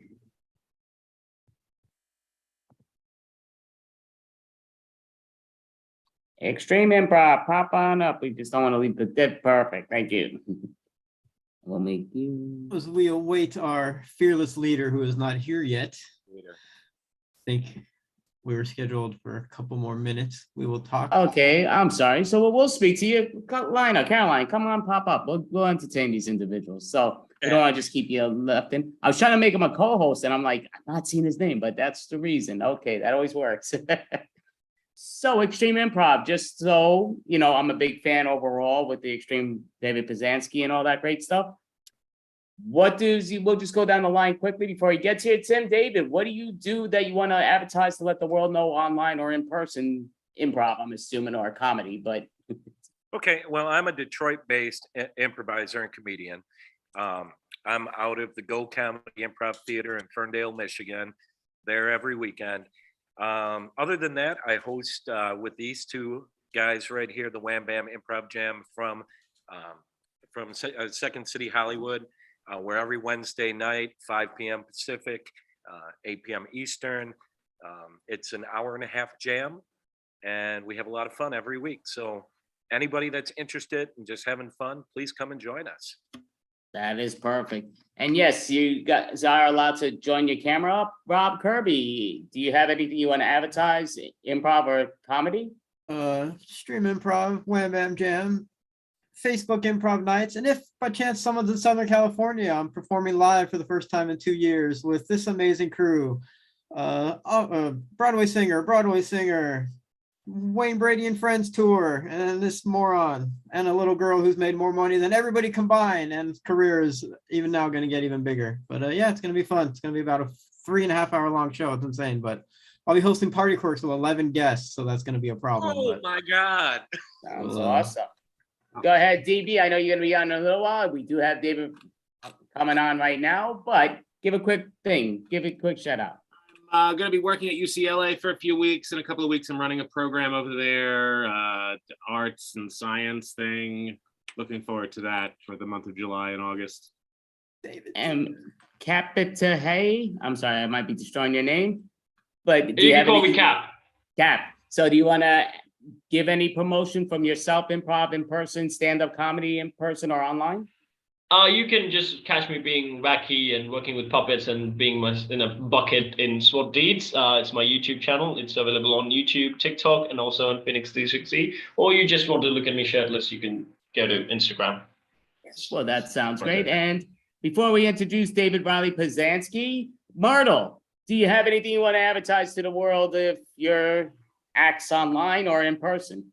Oh, me. Yes. Well, my name is Mehti, and I'm part of something called the Blueberry Show. You can check it out on YouTube, where I talk to people and I make a complete nuisance of myself, and I appear on Extreme Improv with the lovely, the fabulous, the amazing, the host that is all hosts, DB Frick. There you go. Well, I do agree DB's great. So is David Riley Pizanski. So you kind of have started. You have the full hour. We did get everybody to promote themselves already, so you can even skip that if you like. But the great David Riley Pizanski and Extreme Improv. Okay, thank you very much, Andy. And Andy, if you could give me a co-hosty thing, so that way I can spotlight people as need be. Now, the very exciting thing is that we've already wrapped up the show, guys. So thank you so much, and we can leave. Right, no, but welcome to Extreme Improv. Extremes. This is the fast-paced improvised comedy show where we make up scenes, songs, stories, and occasionally look into the background of performers when they vacate their webcam view. Now, on the show tonight, we have, well, you've already said who you guys are, so I'll just say it quickly. We have DB, Tim, Rob, Matil, and Capelthave. And we are going to have lots of fun with doing some short-form improv games. We're going to start off with a game called Verbatim, where we're going to get one of our performers to perform a 30-second dramatic monologue. After that, we're going to get another performer to attempt to recreate it as precisely as they can. So rolling a dice to decide who will go first, I can see that it's going to be DB. DB, you are going to have 30 seconds to create a monologue, and it is going to be on the theme of karate. Karate is your theme. Okay, let's put you on spotlight. 30 seconds on the clock. Begin. I've been taking karate for years, and you better stay away from me or I'll karate you. and then you'll be karate'd. I can cut anything in half with my hands. I can even cut air. Watch this. I did that. Cut the air, split it in twain, cleft it, so to speak. I'm better than Bruce. That is time. Thank you very much there, DB. So now with a roll of the dice, I can see that Tim, you will be tasked with recreating DB's original performance as precisely as you can. And here you go. I'm a karate master. I know karate. I will use it on you, and you will be karate'd. Karate. I will get your carotid artery. I am the master of karate. I can cut anything with my, believe it or not, I can cut air. That was me. I did that. Oh, wait a minute. Watch it split. Oh my God, there's so much air in there. And that is time. That is time. Well done there, Tim. Now we're going to roll the dice again, and I can see that Mathilde, you will now have 30 seconds to attempt to recreate Tim's recreation of DB's original performance. For clarity, you are not recreating the performance as given by DB. You are just recreating the performance as given by Tim. So 30 seconds on the clock. Take it away. You see, I am karate master. I have learned so many amazing skills over the years, for I can cut air with my bare hands. Did you see that? It's split. My karate training has also paid off so much, I can win a staring contest. It's a joke. I'll never blink. And that is time. That is time. Well done there, Mathilde. So now we're going to take things full circle, audience. In a second, we are going to come back to DB. DB, you will have 30 seconds to attempt to recreate Mathilde's recreation of Tim's recreation of your own original performance. And here you go. I am a karate master. Karate. I can cut air. Watch this with my hands. I cut air. Karate. I'm going to stare at you directly in your eyes. Staring contest. Awkward. And time. DB, where is that puppet's clothes? Yeah. Have a go at me for not wearing trousers. Wow, that is literally just like the thing you'd hold up in court saying, "Where did they touch you, Billy?" My God. Oh my goodness. See that? The other problem. Like, no, DB, to be fair, I understand. It's been a lonely week, so you got to do what you got to do. Right. The puppet looked just like you. It does actually. Okay, so very quickly, let's ask the opinion of our experts who they thought did the best recreation, keeping in mind that DB's original performance isn't up for scrutiny here. Rob, who do you think did the best recreation there? Are we all supposed to have a puppet? And I missed a memo or something. I don't know. Yeah. DB pulling that out was a surprise, so I give it to DB. That was okay. Cap, who would you say? Well, my puppet thinks is that, well, it's not really a puppet. It thinks that Tim did a great job because he cut the air so much it stinks. Okay, well, something definitely did. Right, now then, we are going to have one more game of this, and this time, Cap or Dave, you will get to start us off. I'm going to get a random word, and the random word is profit. Profit, using the Extreme Improv Suggestions app, available from extreme.tv/suggestions. But Cap, 30 seconds on the theme of profit. Take it away. Oh no, how do I make profit with my spending and stuff? I mean, really, every movie I make, I buy a castle. So I don't think I'm going to be making a lot of profits. Well, there is that film called The Ghost Rider from Marvel. That's an awesome movie. I think I'm slightly turning into Trump, but hey, I can do Trump.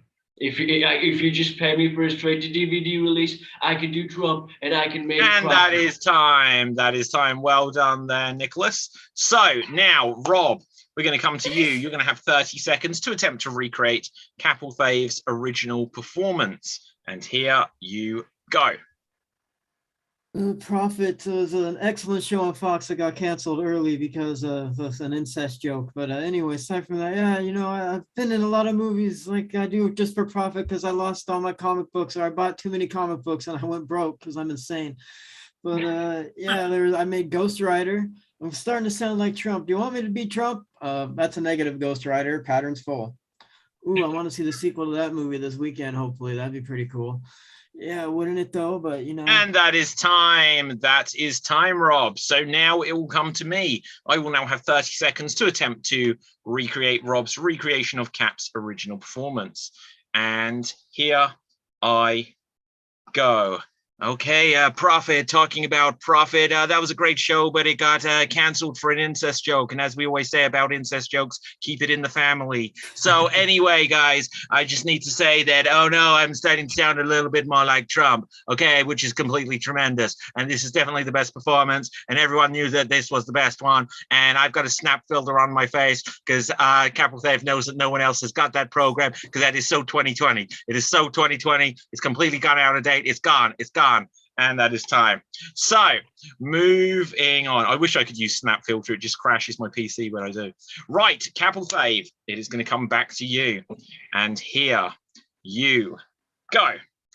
Well, Fox was a great show. Was it Fox? I don't know. Something. It was a great show, but it canceled for.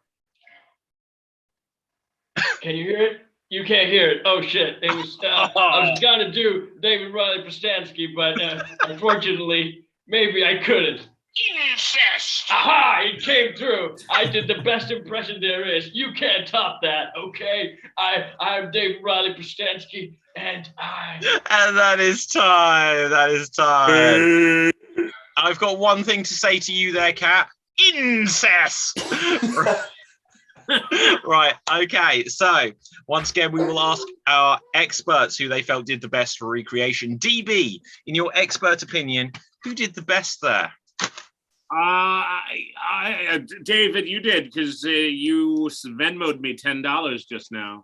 Well, this is true. This is true. Okay, Tim, what do you think? Well, it was really hard to decide between the two Davids. So I'm probably, I'm going to go with Cap David this time. Cap David. Okay. Okay. Martil, you look a little bit frozen. No, you're back.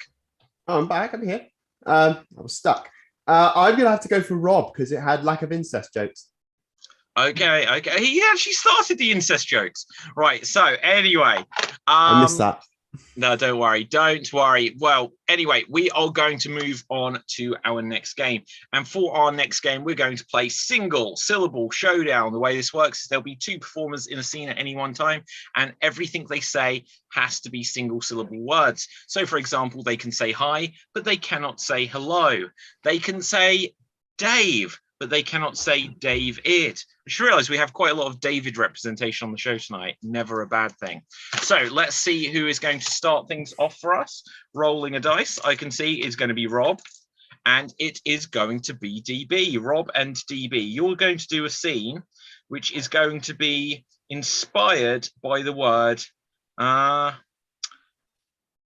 dress. The word is dress. Single syllable showdown. Here we see DB, here we see Rob, and here you go. You got the wrong dress. Which one do you want? That one. Then go get it. I cannot walk. Why not? I never could. Never? Right, okay, and with that, Stevie, you're eliminated. Matil, you're in. Do these shoes look good with this dress? No, they do not. How come? Too red. I thought it was pink. You are wrong. Well, split me and hurt. I don't know where I went with this. How should I split you? Done. Right, okay, and with that, Mathilde, you're eliminated. Tim, you were in.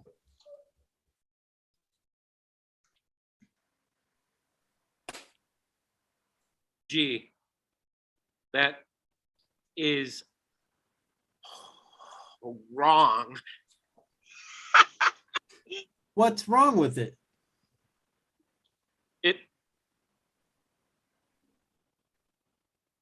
Oh, fuck it.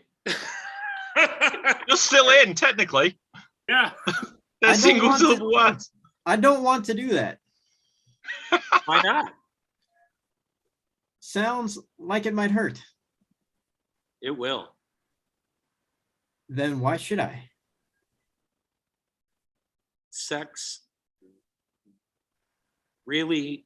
Oh, Tim, you're out. Tim, you're out. I will go in. Rob. Do you like my dress? Yes, I do. Want to take it off? Can I? Will you split me in two? Do you want it on top? I'm a top. You too? Yeah. Now kiss me like you miss me. Like this? No!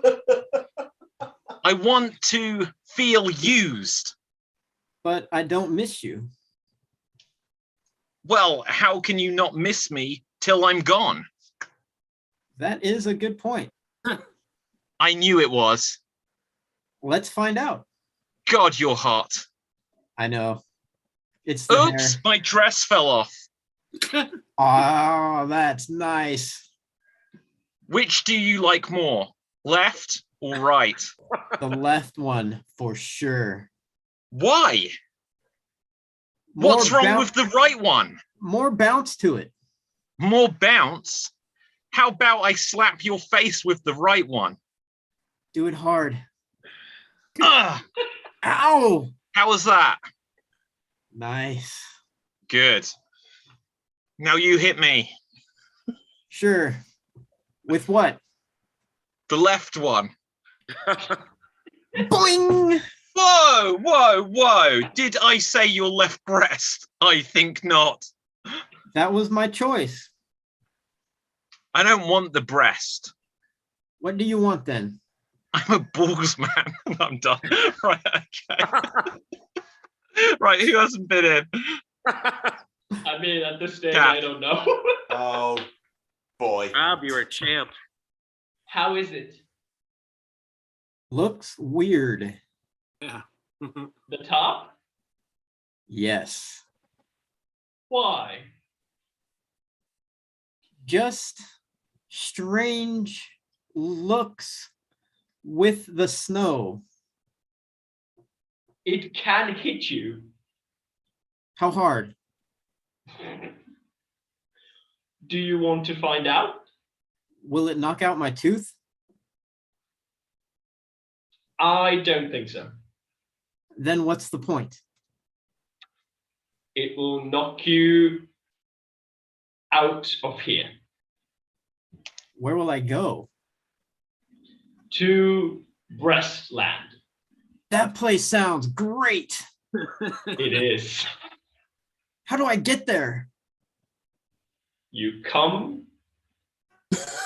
That sounds like a plan.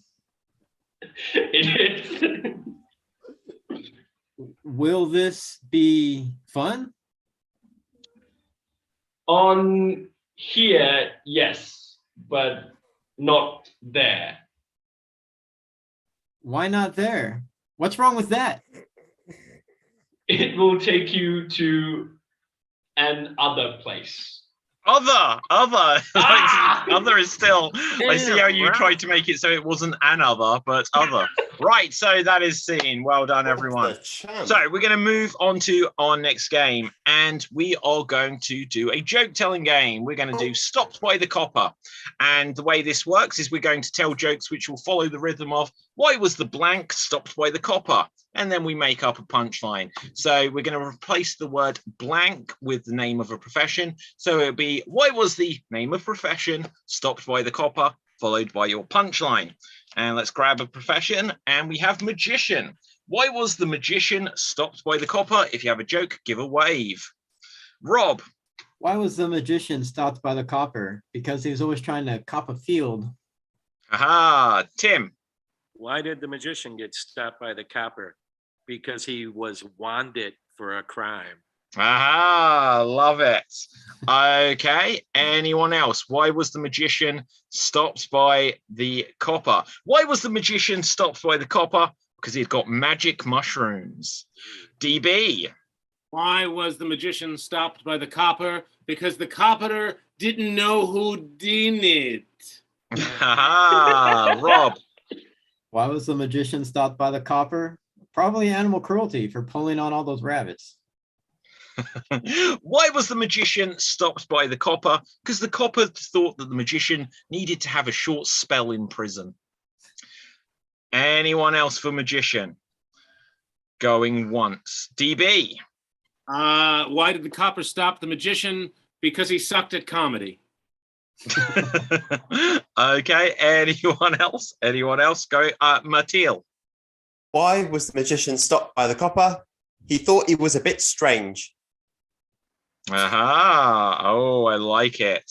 Okay, let's mix it up. Different profession. Why was the prince stopped by the copper? Why was the prince stopped by the copper? DB. Why was the prince stopped by the copper? Because of the purple rain. I was going to make a similar joke. We all were. Right. Okay.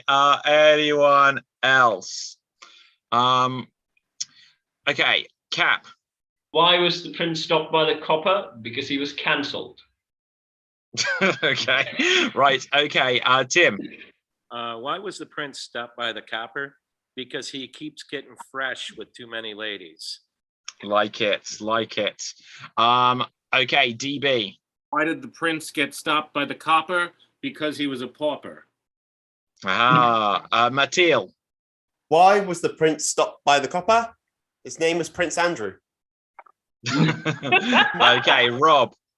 Why was the prince stopped by the copper? Because he kept making doves cry, just to make so people knew what it sounded like. Okay, Tim. Why did the prince get stopped by the copper? Because he keeps hitting people on the crown. Hey, take that joke out your freaking mouth. Right, so right, anyone else? Why was the prince stopped by the copper? Going once, going twice. Let's mix it up again. So let's see what we've got. Why was the musician stopped by the copper? Why was the musician stopped? Okay, so why was the musician stopped by the copper? Because the copper had told the musician to not have a life of crime anymore, but the magician just wouldn't change his tune. Oh. Rob. Why was the musician stopped by the copper? Because he kept starting a quiet riot. Aha. Okay, anyone else? Okay, Cap. Why was the musician stopped by the copper? Because he was playing with A minor. Ah, right. So why was the musician stopped by the copper? Because he was with A minor and showed his pianist. Right. Okay, Tim. Why was the musician stopped by the copper? Because he struck a chord with him. Haha. Matil. Why was the musician stopped by the copper? He was driving with A minor to A flat. Okay, Rob. Why was the musician stopped by the copper? Because while he was showing his pianist, he was also had his sax in public. Okay, Tim. Why was the musician stopped by the copper? Because he was supposed to be driving forward, but he kept going back, back, back. Okay, love it. DB. Why was the musician stopped by the copper? Well, the copper just made a note of it. Very good. Matil. Why was the musician stopped by the copper? He stole Mozart. Okay, so why was the musician stopped by the copper? Because the copper discovered that the musician had so many drugs in the back of his car. It filled a drum. Rob. I was a musician stopped by the copper because somebody was killed with an arrow, and this guy was a real arrowsmith. Okay, Tim. Why did the musician get stopped by the copper? Because he had a long record. He's constantly getting in trouble. Cap. Why was the musician stopped by the copper? Copyright. What else? Why was the musician stopped by the copper? Because he was such an angry person. He kept demonstrating violence. Okay, Matil. Why was the musician stopped by the copper? Just so he could say cello. Rob. Why was the musician stopped by the copper? Because he was rolling stones down the street and blocking traffic. Very good, Tim. Why did the musician get stopped by the copper? Because he keeps posting things on social media that's negative towards the police. He posted it on YouTube. Love it. Okay, let's grab one more and before we wrap this game up. Let's go for let's get something we haven't had for a while. Why was the watchmaker stopped by the copper? Why was the watchmaker stopped by the copper? Matil. Why was the watchmaker stopped by the cops? Because he wouldn't stop. Okay, why was the watchmaker stopped by the copper? Because the copper had warned them, I'll get you next time. DB. Why was the watchmaker stopped by the copper? Because his hands were all over the place. Tim. Why did the watchmaker get stopped by the copper? Because he was getting too upset. He was really wound up. Why was the watchmaker stopped by the copper? Because the copper didn't believe in second chances. Nice. Rob. Why was the watchmaker stopped by the copper? Because he's the one that jumped and assaulted Alexis earlier. He was the one that Rolexed. Okay, Tim. Why did the watchmaker get stopped by the copper? Because he was strapped. Matil. Why was the watchmaker stopped by the cops? He needed someone who was clockwise. Okay. Visual gag. Why was, speaking of which, why was the watchmaker stopped by the copper? Because he flashed everyone his dong. Okay. Anyone else? Why was the watchmaker stopped by the copper? Going once. Okay, Rob. Why was the watchmaker stopped by the copper? Because the copper just wanted to watch him for a while. Why was the watchmaker stopped by the copper? Because the watchmaker was going cuckoo. DB. Why was the watchmaker stopped by the copper? Because the watch was made of copper. Okay. I like it. Matil. Why was the watchmaker stopped by the copper? He was showing everyone his cog. Ooh. Okay. And anyone else? Going once, going twice, and sold. Okay, that brings us to the end of that game. So with this, we're going to move on to our next game, which is going to be 1 Minute Remake. The way this works is, to begin with at least, we're going to have one of our performers at a time, and they're going to have 1 minute to remake an entire film where they will play every character, do the whole story from beginning, middle, and end, play all the characters with all of the lines of dialogue, all of the action sequence, the lot. So let's see who's going to go first, and it's going to be Matil. Matil, let's find a movie for you. Okay. Could you please recreate Saving Private Ryan? Saving Private Ryan. You're going to have 1 minute on the clock to recreate Saving Private Ryan. And here you go. You can hear my internal monologue as I stare off into the graveyard of all these people as I think about my friend Ryan. And you're probably wondering why my mouth isn't moving. That's because this is all inside my head. All right, we got to go. Clear the round. 30 seconds. All right, let's go. Oh, I'm dead. Oh, I'm also dead.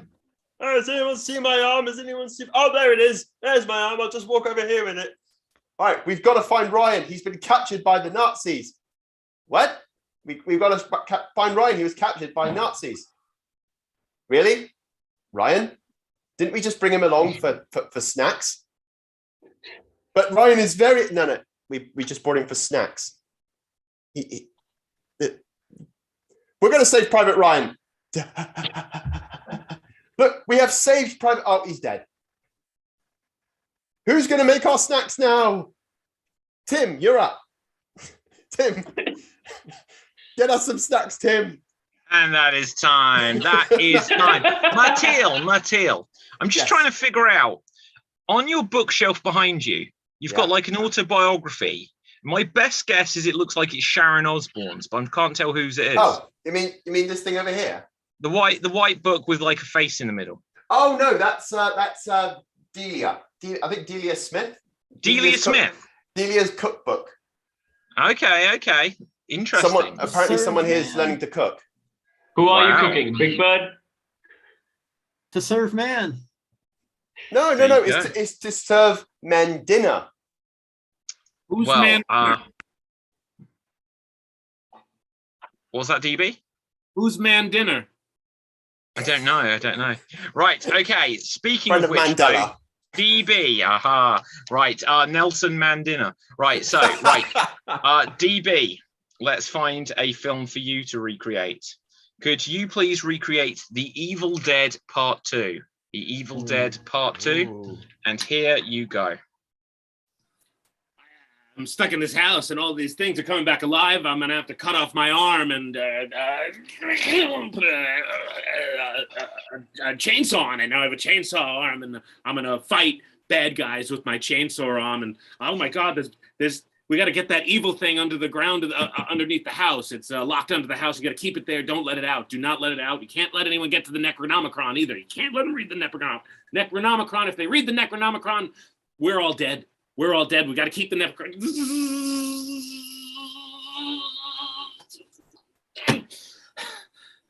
My hand is someone else. It's not me.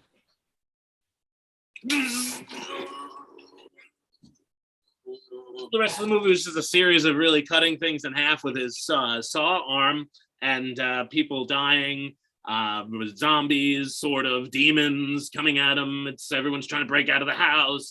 And that is time. Okay, who has not had a go yet?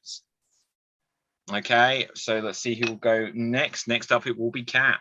Cap, could you please recreate Happy Death Day? Happy Death Day. And here you go. Oh, happy birthday! And also happy death day, apparently. What? Really? Why? Because, you're dead. How did I die? Well, it said that it was your death day. I don't know why these things are floating. Am I dead? Am I in heaven already? Why am I seeing peacock feathers? Is there something that is symbolic about life itself? It's all just pretty colors, and then all the pretty colors consume you when you lose consciousness, and everything turns to color. And the eye, you see the eye in that peacock feather. That is the sign of God. But then it all goes to black. Then what you're left with is a weird, let the snap cam work for a bit. And that is time. Well done. Okay, so let's see who's going to go next. It will be me. Can one of my fellow performers suggest a movie for me, please? The Godfather. The Godfather. Right. Okay. Part 3. Well, I don't think I've seen it, but I'll give it a go. And here I go. So, everyone, get over here. Look, the families have met, and we're not happy about the state of our affairs. Hang on, I don't have a cigar, but this will add to the illusion that I know what happens in this movie. What do you think, De Niro? Are you in this? I don't know. Maybe I am in this. Maybe I'm not. What do you think, Pacino? Well, don't know. Do you remember Marlon Brando? He was in the first one. Didn't he speak funny? Yeah, he kind of spoke like this. Let's think of a flashback. So, on the day of my daughter's wedding, I'm going to grant you 3 wishes. For your first wish, little boy, what would you like? Oh, I'd like to see you dead at the end of this film, then I'll take over. That's no worry. I got millions from Superman 2, even though I wasn't in it. So I'm going to go now. Oh, no, I've been shot. And that is that. Oh, dear. You'd never be able to tell you haven't seen it. Sorry? You'd never be able to tell you haven't seen it. No, I know, it's seamless, wasn't it? Right. So, Rob, I believe it is down to you. Let's find a film. Robbie Knuckles. Could you please? I'm not going to make you do it, but the next one was Doctor Who and the Daleks. Right. Yay! So let's give you something else. Okay, Wonder Woman. That's much more up your street. Oh, So, Wonder Woman, Rob. And here you go. Oh, look at a bunch of us giant women here on this planet, right? I think so. I think that's, yeah. Ooh, Robin Wright. You're mentoring me, I believe. I am. Yes, you got to be a fierce warrior to go off and fight with Chris Pine. Okay, I'll go. Ooh, I'm in an invisible jet, but why can't people see me? Why am I invisible? The jet I get being invisible, but I don't know why that makes me invisible. But anyway, nobody can see me. Ooh, I got these bracelets. Why are people shooting at me just because I'm a stranger in a strange land and I can fight everybody? Ooh, I got my lasso of truth. You're gorgeous. Oh, it's not supposed to say that. It's supposed to say other stuff. We're gonna go destroy the world by doing this. This is all right. We're gonna take them down. Let's go, Chris Pine. Now it's just a regular movie at the end. It was cool in the beginning, but now it's just another superhero movie. And we saved everybody. It caused a lot of damage, but everybody saved. And that is time. That is time. So well done. Well done. So for our next game, we're going to have a couple of alphabet scenes. The way it works, there'll be 2 performers in a scene at a time. And whenever the performers speak, they're going to have to make sure each line of dialogue starts with the next letter of the alphabet, A followed by B followed by C. So we are going to have DB. And we are going to have Capelthave, DB and Cap. Let's put you on spotlight. Here we see DB. Here we see Cap. You are going to do a scene. The scenario is the rope was too tight. The rope was too tight. Okay. And you're going to begin at the letter P. The letter P, and here you go. Please loosen the rope. Quit that whining. I'm already there. Your stomach is now fully shrunk. Right. Sandy, we need to go to the ball. The corset must be tight. Tell me how tight. Your underwear will be popping out when I'm done with you. Very good. Very good. That's how it's got to be. You got to see the underwear. That's how everyone gets excited. Can you just pull that wire? Wire, yes, pull that wire. Sorry. X-rays are the way to go if we're going to pull wires. You just ripped your pantyhose. Very, very clever of you to suggest such a thing. Okay. No, keep going. Sorry. Don't think we... B. She said. B. Bitch. Clitoris. Don't you start with that shit again. Elephant legs. And that is time. That is time. Well done. Well done. So with this, we are going to have Rob, Martil, and myself. We'll do a 3-hander version of this. So here we see myself. Yep. Here we see Martil. And here we see, I keep replacing people instead of, look at this, I'm just replacing people. Why isn't it adding people? What's going on here? So add spotlight. There we go. And add spotlight. Now we are going to begin at the letter T. And our scenario is going to be your daughter is going to prom. Your daughter is going to prom. And here we go. Papa, I'm so excited. I think tonight's going to be a really big night for me. Questioning your logic, because the letter we started on was T. Oh, I thought it was P. Tiara! I'm wearing a tiara. Under no circumstances are you to go to a hotel today.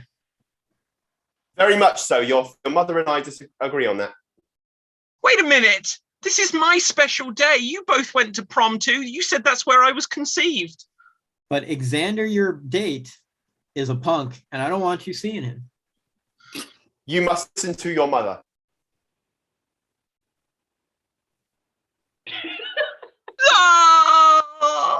Zebras will cause riots if you go out like this.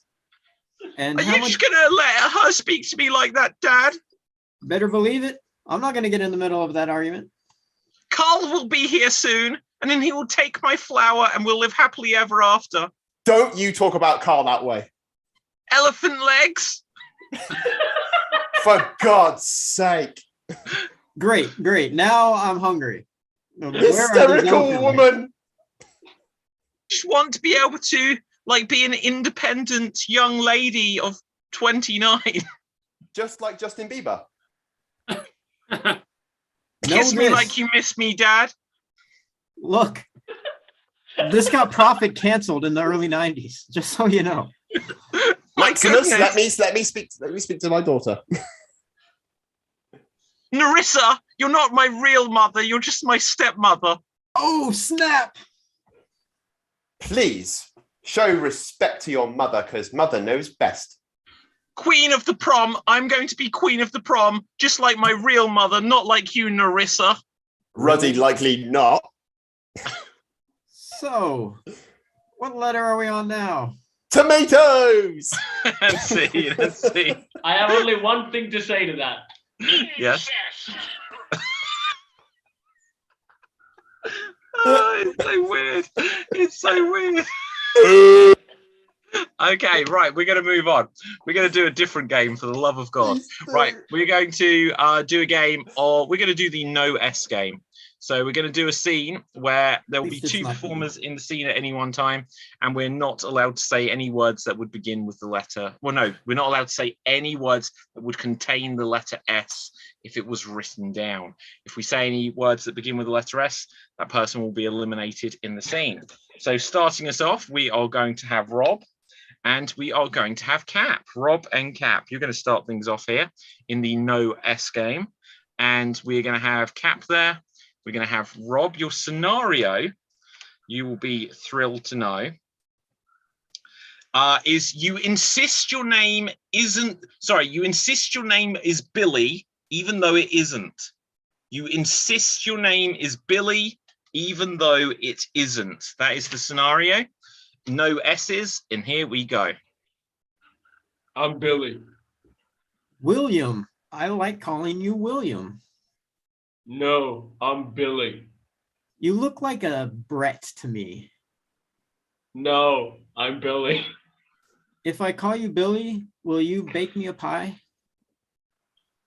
Billy, okay with that. Can it be pumpkin? No. Why not? Apples. Oh, Apples. No. Oh, no.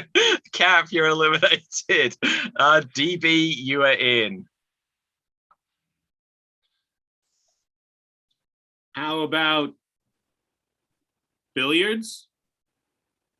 Billy like billiard a lot. Billy like billiard because... Okay, DB, you're out. Okay. I am in. Billy? William. You are William. Billy, if you prefer. William the Third, right? Correct. Wow. Cynthia. No way. Cynthia, the Yeah. 5th. 8th. Oh my God. Cynthia the 8th. You're a legend. Can I have your autograph? Do you have a pen? You betcha. Paper? You got it. Okay. Make it out to Bill. What name? Bill. Wait. I thought your name, William, now you declare Bill? Each name correct. Call me by my name. Okay, I will. I can tell what game you are playing. Look, man, Kiddo. I don't like your tone, man. Cynthia. Yeah. Don't forget that.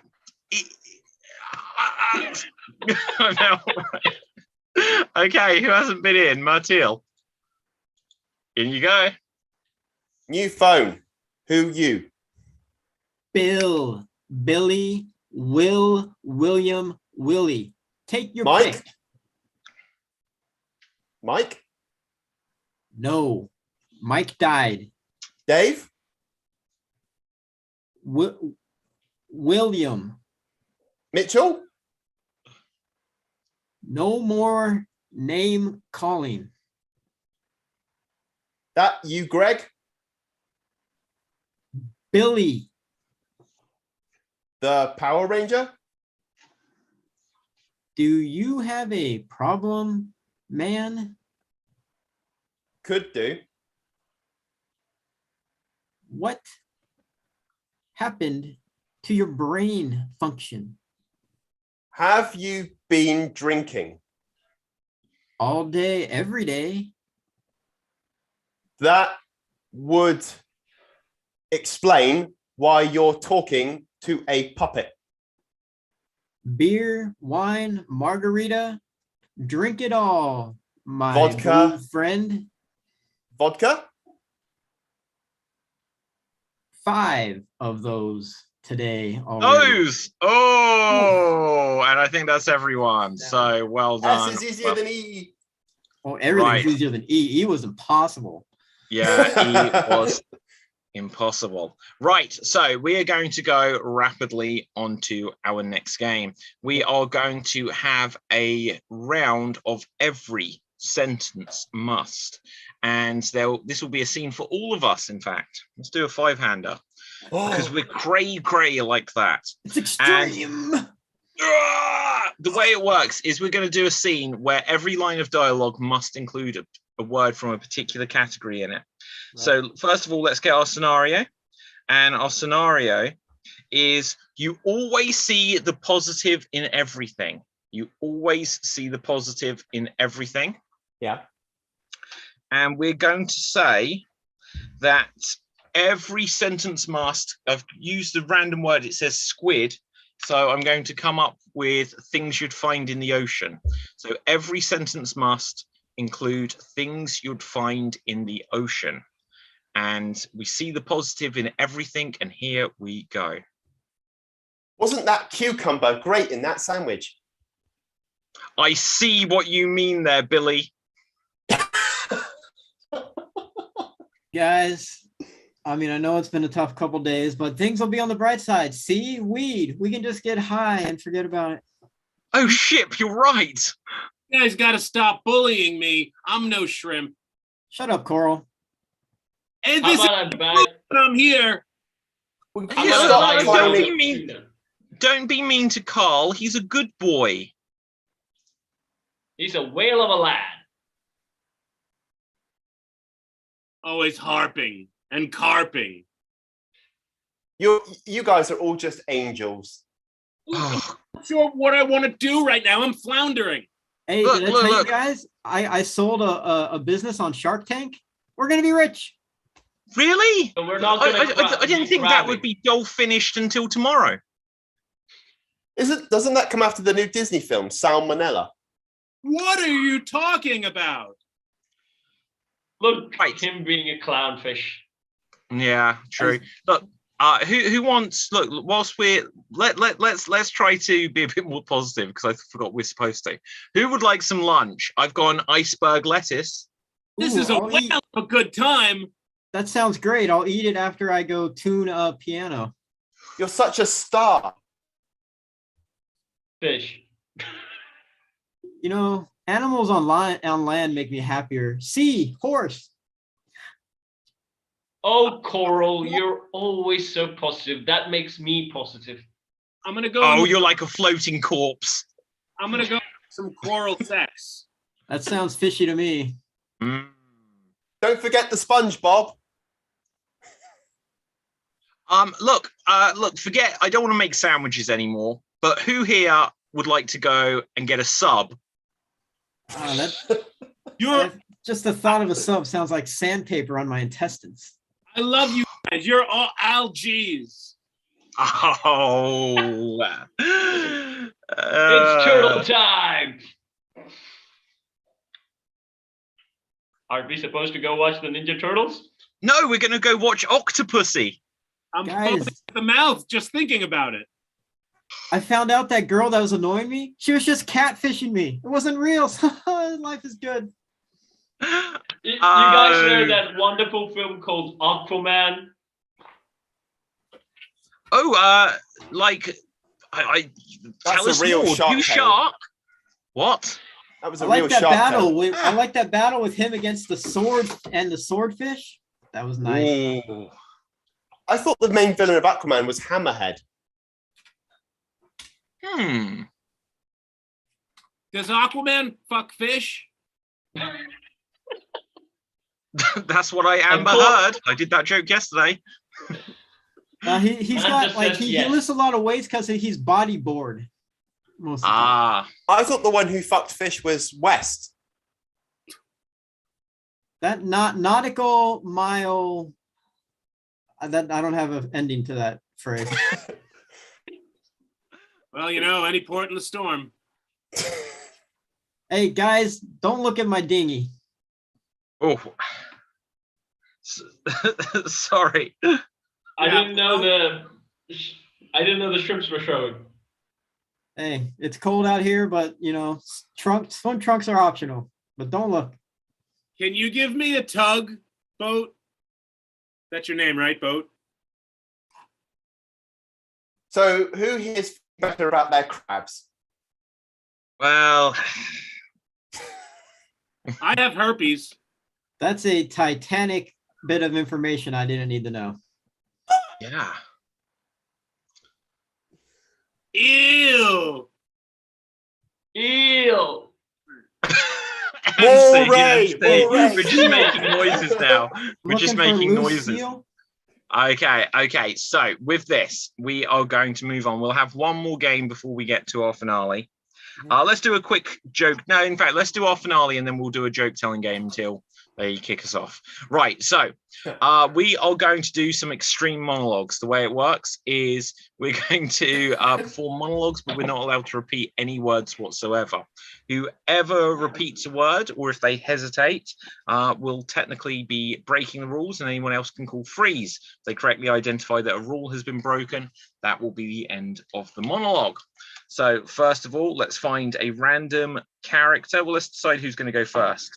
So Capel Fave, you will begin. Your random character is Bryan Cranston. You are Bryan Cranston. Let's find something that you were doing. Walter White from Breaking Bad. Tim Watley Okay. from Seinfeld. Yeah. The dad from Malcolm in the Middle. Right, okay. And your scenario is you have 8 nipples. Okay, you're Bryan Cranston. You have 8 nipples. You're not allowed to repeat any words. You're not allowed to hesitate. Everyone else get ready to call out freeze if Cap breaks a rule. But here you go. I woke up one morning and I saw Freeze. one. Freeze. What's the challenge? Repetition of I. I woke up one morning and yes. Oh, 8 seconds, Cap. 8 seconds. Spectacular. Spectacular time. Personal record. Okay. Next up will be DB. Let's find a character for you. And your character is going to be. Oh no, I've pressed it again. You are Kim Kardashian. And your scenario is your zipper broke. Your zipper broke. Okay, you're Kim Kardashian and your zipper broke. And here you go. My zipper. Fixing my zipper. Because she has a big ass. She has a big ass, so I'm showing off my ass. Multiple repetitions of ass. But I got Right. 11 seconds though. 11 seconds. Okay, well, okay, fair enough. Let's see who will go next. And that will be Rob. And Rob, your character is you are going to be Beyonce Knowles. You're Beyonce. So let's find a character. No, sorry, not a character. Your body parts keep dropping off. Your body parts keep dropping off. You are Beyonce. Your body parts keep dropping off. And here you go. What? Arm off. It's okay. I'm a survivor. Thought couldn't live without your perfect vision. This might be a long hesitation here. I'm not sure. No way to keep singing without repeating words. Destiny's Child launched. Career tattoo no longer on body. Queen Bee. Yeah, I got nothing more. And I've said I at least 5 times. Okay, that is time. 54 seconds. 50. Look, Rob, after the opening rounds, I just needed the show to keep going. So 54 seconds. 54 seconds. Next up will be Myrtil. And your character, oh, you're going to like this one, is Davros. You are Davros. Isn't that Davros Flatley? Yeah, that's right. Or Doctor Who? Doctor Who. Okay.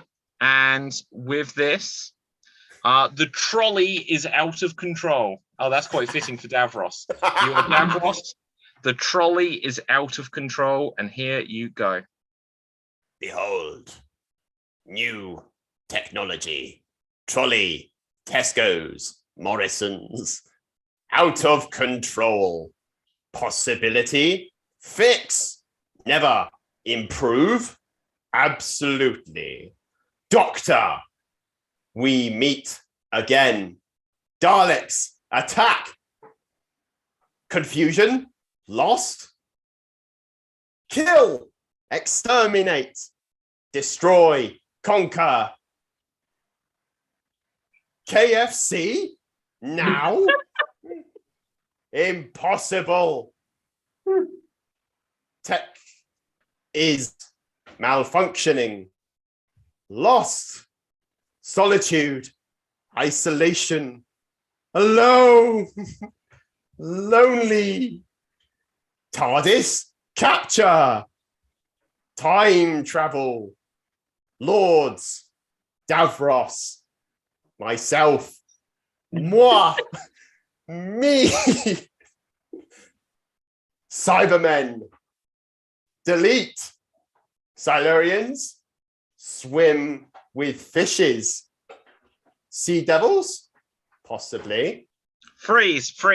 Repetition of Silurians. Right, that's 1 minute 23 seconds.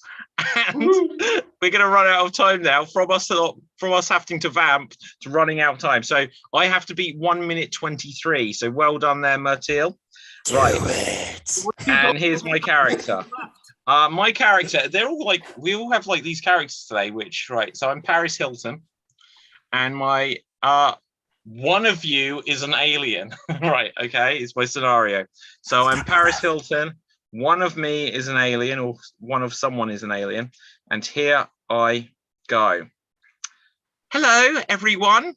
You wouldn't believe that actually I'm American, so wrong voice, Paris Hilton, bitch, famous, talentless, nothing possible. Movie, House of Wax, featuring me, One Night in Paris, different film. Hang on. What's the challenge, Matthew? Repetition of Paris. Oh no! And with that, Martil, I guess that means you are tonight's Extreme Improv Extreme Champion. Well done. He's not human. That's not fair. He's the alien. He is the alien. Right. Okay. With that, that will bring us. We've got like a minute left, I think. I don't know. So with this last minute, I want to eat Mateel. Go on then. Let's go eat Mateel. What? Go on then. Open that cooking book. I think yeah. Open up Delia. Look, Robbie Knuckles has got his switchblade out. So anyway, I can't do that. Audience, this has been a beautiful show, and I know it's like National Pet Month, or I think that's the right title of this show. And so be nice to your pets. I want to give a shout out to Buddy and to Rocky. And I also want to give out a shout to Capelfave's Stuffed Tiger, because why not? Check out Extreme Improv Extreme shows every single week, and they are on the Extreme Improv YouTube channel. Check out extreme.tv. You already heard where to find these guys on social media, but I think we should at least come to Martil and tell us where we can find you, my blueberry friend. Well, you can find me on Extreme Improv with these wonderful people and all the wonderful, talented people of Extreme Improv. And yes, that does include Capelfev. So you can also check out my YouTube channel, The Blueberry Show. We will be uploading episodes again as soon as possible. But everyone, check out these wonderful people. They're all amazing and talented, and I'm happy to work with them. National Pet Day. Respect your rubber ducks. Oh, and Sam is here. Hi. Oh, and Sam is gone. Oh, that was Sammy, everyone. Right. So, I don't know if like we're still here, guys. Like this is just like a hostile takeover now. Andrew. Oh no, it's Andy! And we will defend this land until we've been conquered.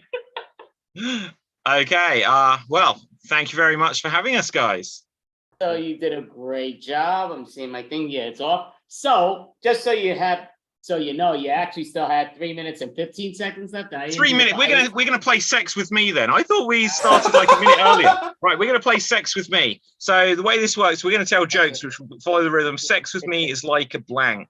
And let's get an object. Sex with me is like a star. Sex with me is like a star. If you have a joke, DB. Sex with me is like a star. It burns. Ooh, Rob. Sex with me is like a star. I'm the Big Dipper. You know it. Oh, Mateel. Sex with me is like a star. There's always something in my black hole. Way. Okay. Anyone else? Cap. Sex with me is like a star because you'll be seeing them afterwards. Okay. Sex with me is like a star. I'm always shooting. Okay, DB. Oh, is that yours? Right. Like a shooting jizz thing. Yeah, there we go. Just to explain what we were aiming for there. Right, Martil. Sex with me is like a star. It's out of this world. Okay, let's mix it up. Okay, Cap, then we'll mix it up. Sex with me is like a star. Fish. Okay, so sex with me. Go on then, DB. Sex with me is like a star. Cancelled. Aha. Sex with me is like a video cassette. Sex with me is like a video. Sex with me is like a video cassette. I'll put it in the slot. Okay, Martil. Oh, I lost it. Hang on. Okay, DB. Sex with me is like a video cassette. Be kind, rewind. Okay, Cap. Sex with me is like a video cassette. You'll be rewinding it. Okay, Rob. Sex with me is like a video cassette. I'll probably fast forward to the ending pretty quickly.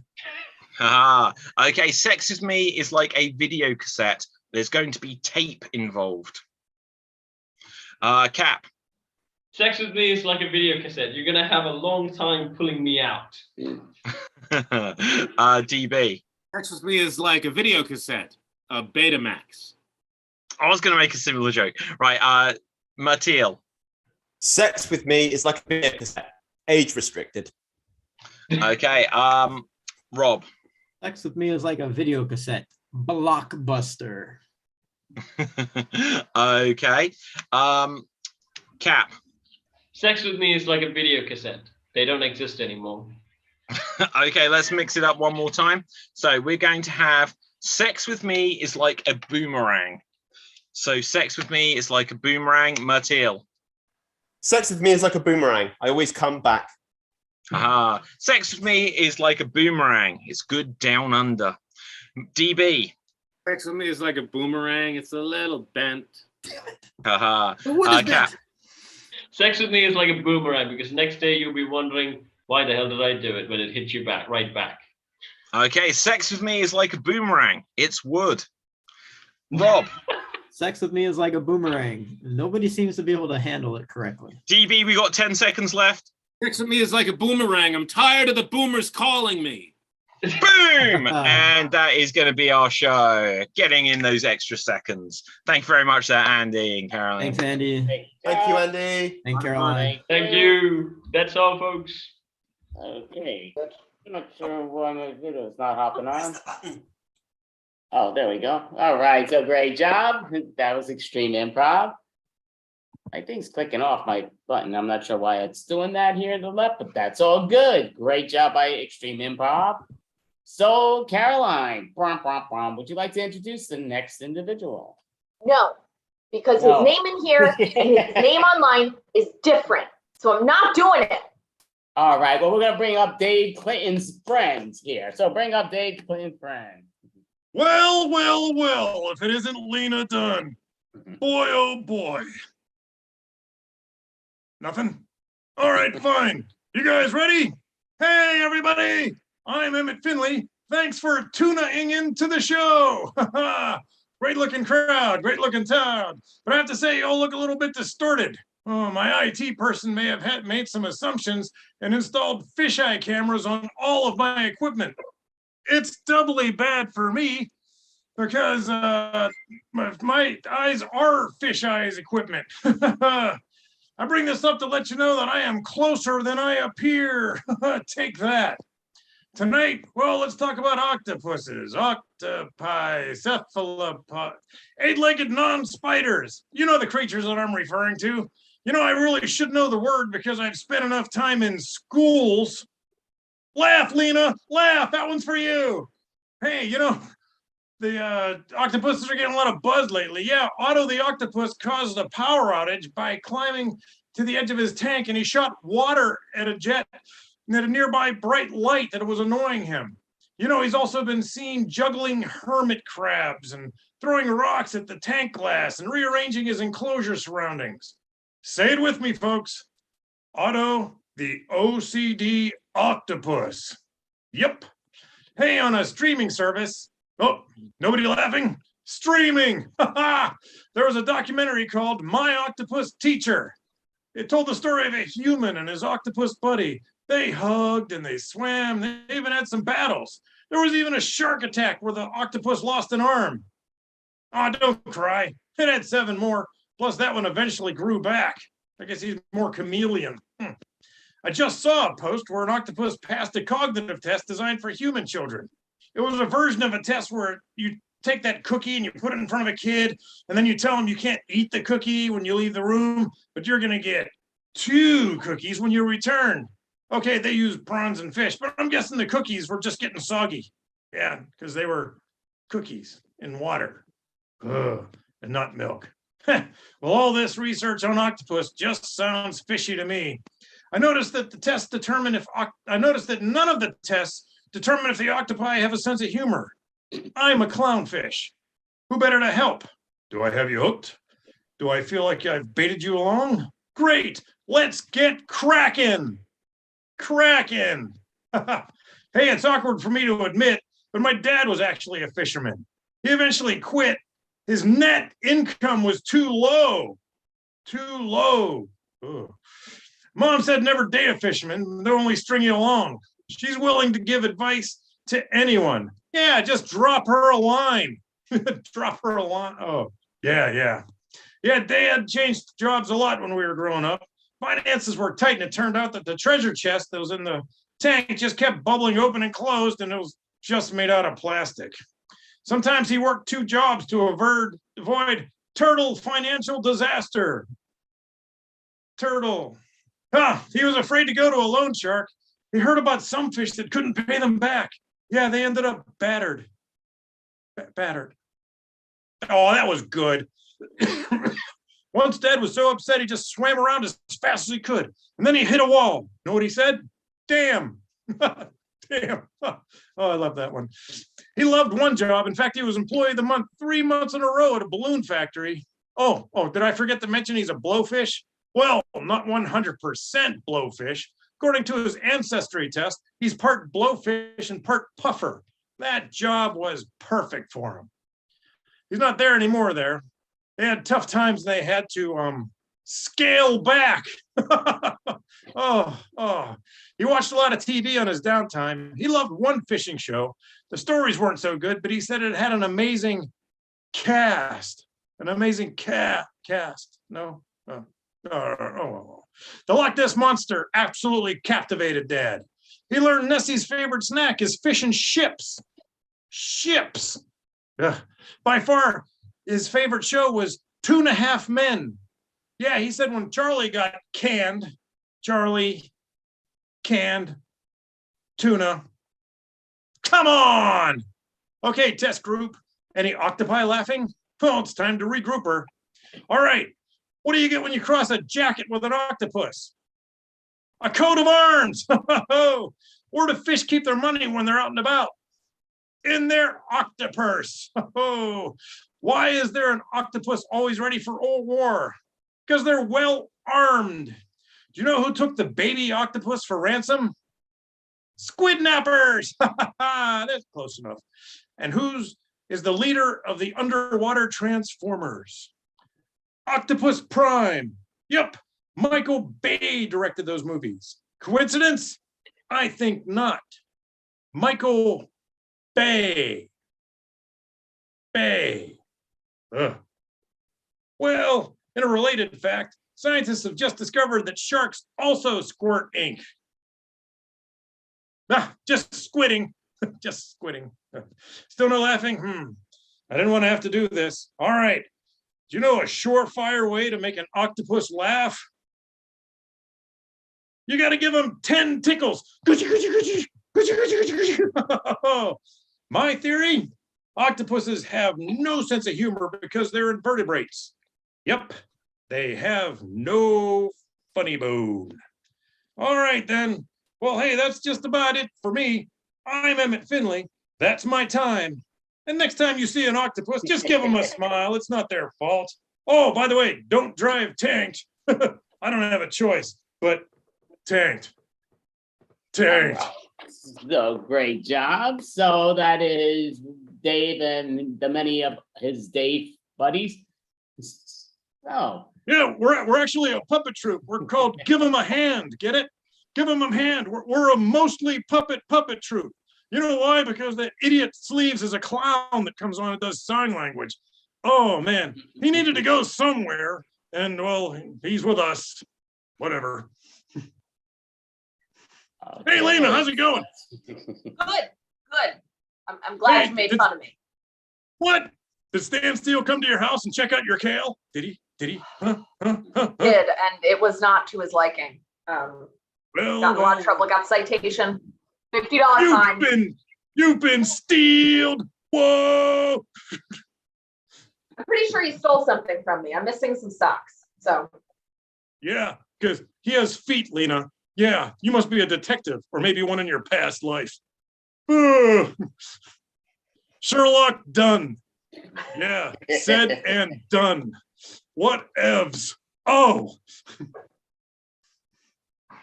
So hey, what's Dave, happening, Andy? What's going on? So we do have a lot more show to go, and we appreciate you did an amazing job. But do you have a website you want to let people know about that they can see you in person or live? Or Yeah, actually, online?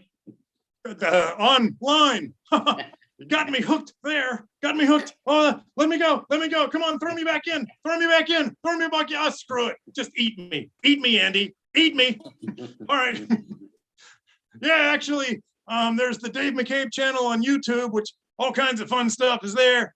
And Dave just got, he's on the Roll the Dice short form team now. So that's pretty awesome. You know, it's short form. It's you know, I got a memory like a, well, you know, Lena. Hey, Lena, what's going on?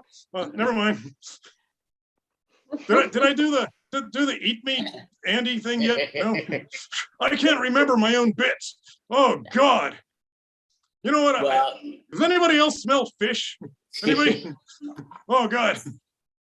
So that was David McCabe. Dave McCabe. Thank you, Dave Clinton and company. So great job. And I was definitely laughing, just always on the down low, but it was very funny. Great job, as always. Thank you so much.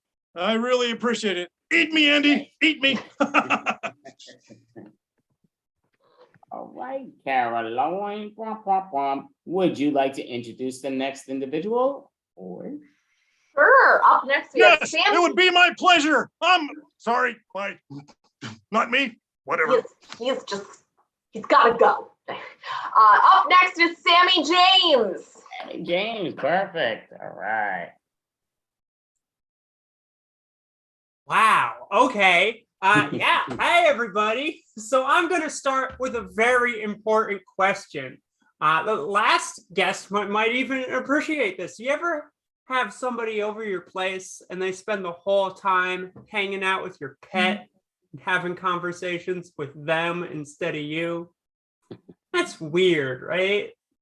See, I had a feeling it might be, but I also have absolutely no plans of changing now. Okay, if I'm honest, it doesn't even have to be a pet for me to want to talk to it. I have talked to many a fish, okay? Doesn't need to be a pet. Case in point, I once was out at a park and I saw a squirrel run by me eating a Cheeto. I couldn't help myself. I crouched down. I called out to this beautiful creature. It's like, oh my God, little squirrel, you're the most adorable thing I've ever seen. As if my new best friend, little squirrel with a Cheeto, is going to respond like, oh, thank you, Sammy James. You're very tall. Now you know I'm tall. But believe it or not, none of those things happened. Instead, the response I got was all of the people who I forgot were around me were now staring at me and judging me. Kind of like some of you are doing now. Okay, now here's the thing. I've made friends with so many animals, but there is one group that I have made the most friendships with, had the most conversations with, and this is cats. Oh my God, I love cats. That shouldn't surprise you. But I made a decision a long time ago that I can't live with a cat, okay? I can't have a cat of my own because in any relationship I'm in, I need to be the one who disappears for long periods of time and shows up just to eat. I need to be the one whose affection must be earned. I need to be the one distracted by the laser pointer. Okay, that got weird. Let's move on. I've been taking self-care very seriously in the past few years. I can't imagine why. And part of this is I meditate regularly. I don't know if you meditate, but I have found some real benefits for me. Okay, meditation helps me feel less anxious. Very important in these times. Meditation helps me sleep better. And it helps remove tension from my whole body. The only thing is, I got to find out it removes it from my whole body, everywhere. Okay, what I'm saying is I fart when I meditate. I'm pretty sure now that we can be around people again, group meditation is not the place for me. I'm pretty sure because pre-pandemic, they told me that. But self-care is not just meditation. It's taking care of yourself. It's bonding with your friends. And part of my self-care regimen, anyone with a pet, you understand this, is hanging out with my dog. The thing is, me and my dog, we bond in a very unique way because part of how we bond is we both have IBS. Kind of explains the previous joke. If you don't know what that means, that is irritable bowel syndrome, and don't worry, we're not going to go into too much detail. I'm just going to tell you that I have been working my ass off to get this under control. It still stresses the shit out of me from time to time. Okay? My ass is an ass. My bum is a bum. My colon really likes the semicolon. That's a poop joke and a grammar joke. Someone out there really enjoyed that. Okay? Me and my dog, we also bond because we both have anxiety. I already mentioned anxiety. Okay? We bond because we both have anxiety. We both have to take medicine for it. But one day, I was out at a park, different park, can't go back to that one. And I saw someone walking the dog. The dog was wearing a vest that said, "Please give me my space. I am a nervous animal." And I thought, oh my God, that's perfect. So I calmly approached and I said, "Excuse me, I'm sorry to bother you, but your dog's vest, do they make those for people? Because I, my friend, am a nervous animal. My dog will be fine. Where do I find this for people?" Anxiety isn't the only thing I have going on. I get migraines. Maybe you get migraines, but I've had a new little special neurological treat, neurological surprise in the past year because I get something called hemiphalangic migraine. Great to give me a word for a spelling bee in my 30s, thanks. But what this is besides just a bad headache and nausea and sensitivity to light and sound, I also sometimes when I get a migraine will get varying degrees of loss of sensation and numbness over the entire right side of my body, which isn't concerning for someone with health anxiety at all. So even though I know this is what I have, this is what's going on, every single time this happens, I find myself standing on one leg with my arms up above my head and my eyes closed, shouting, "She sells seashells by the seashore," just so I know I'm not having a stroke. Okay, that's what my life is like right now. And here's the thing, I have health anxiety, so the past 2 years have been really fun for me. But I'm really excited. COVID's a little under control, maybe. So I'm really excited to drop some of that health anxiety and go back to good old-fashioned social anxiety. Okay, no more, "Oh my God, why is that person not wearing a mask for me?" Back to good old, "Oh my God, why am I so sweaty right now? Why am I so sweaty?" Okay. No more, "Oh, is that a person? I don't know. I don't want COVID." And back to Oh no, is that a person? I don't want a conversation. Okay, back to the good, solid greatest hits of anxiety. Yeah, so I'm a trans person, and I've been thinking a lot about younger me and the time I spent in my life not out. And like a lot of LGBT people, there were some signs if you looked close enough.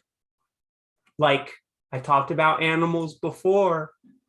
Here's the thing, animals, they've always been my best friends. They've always accepted me.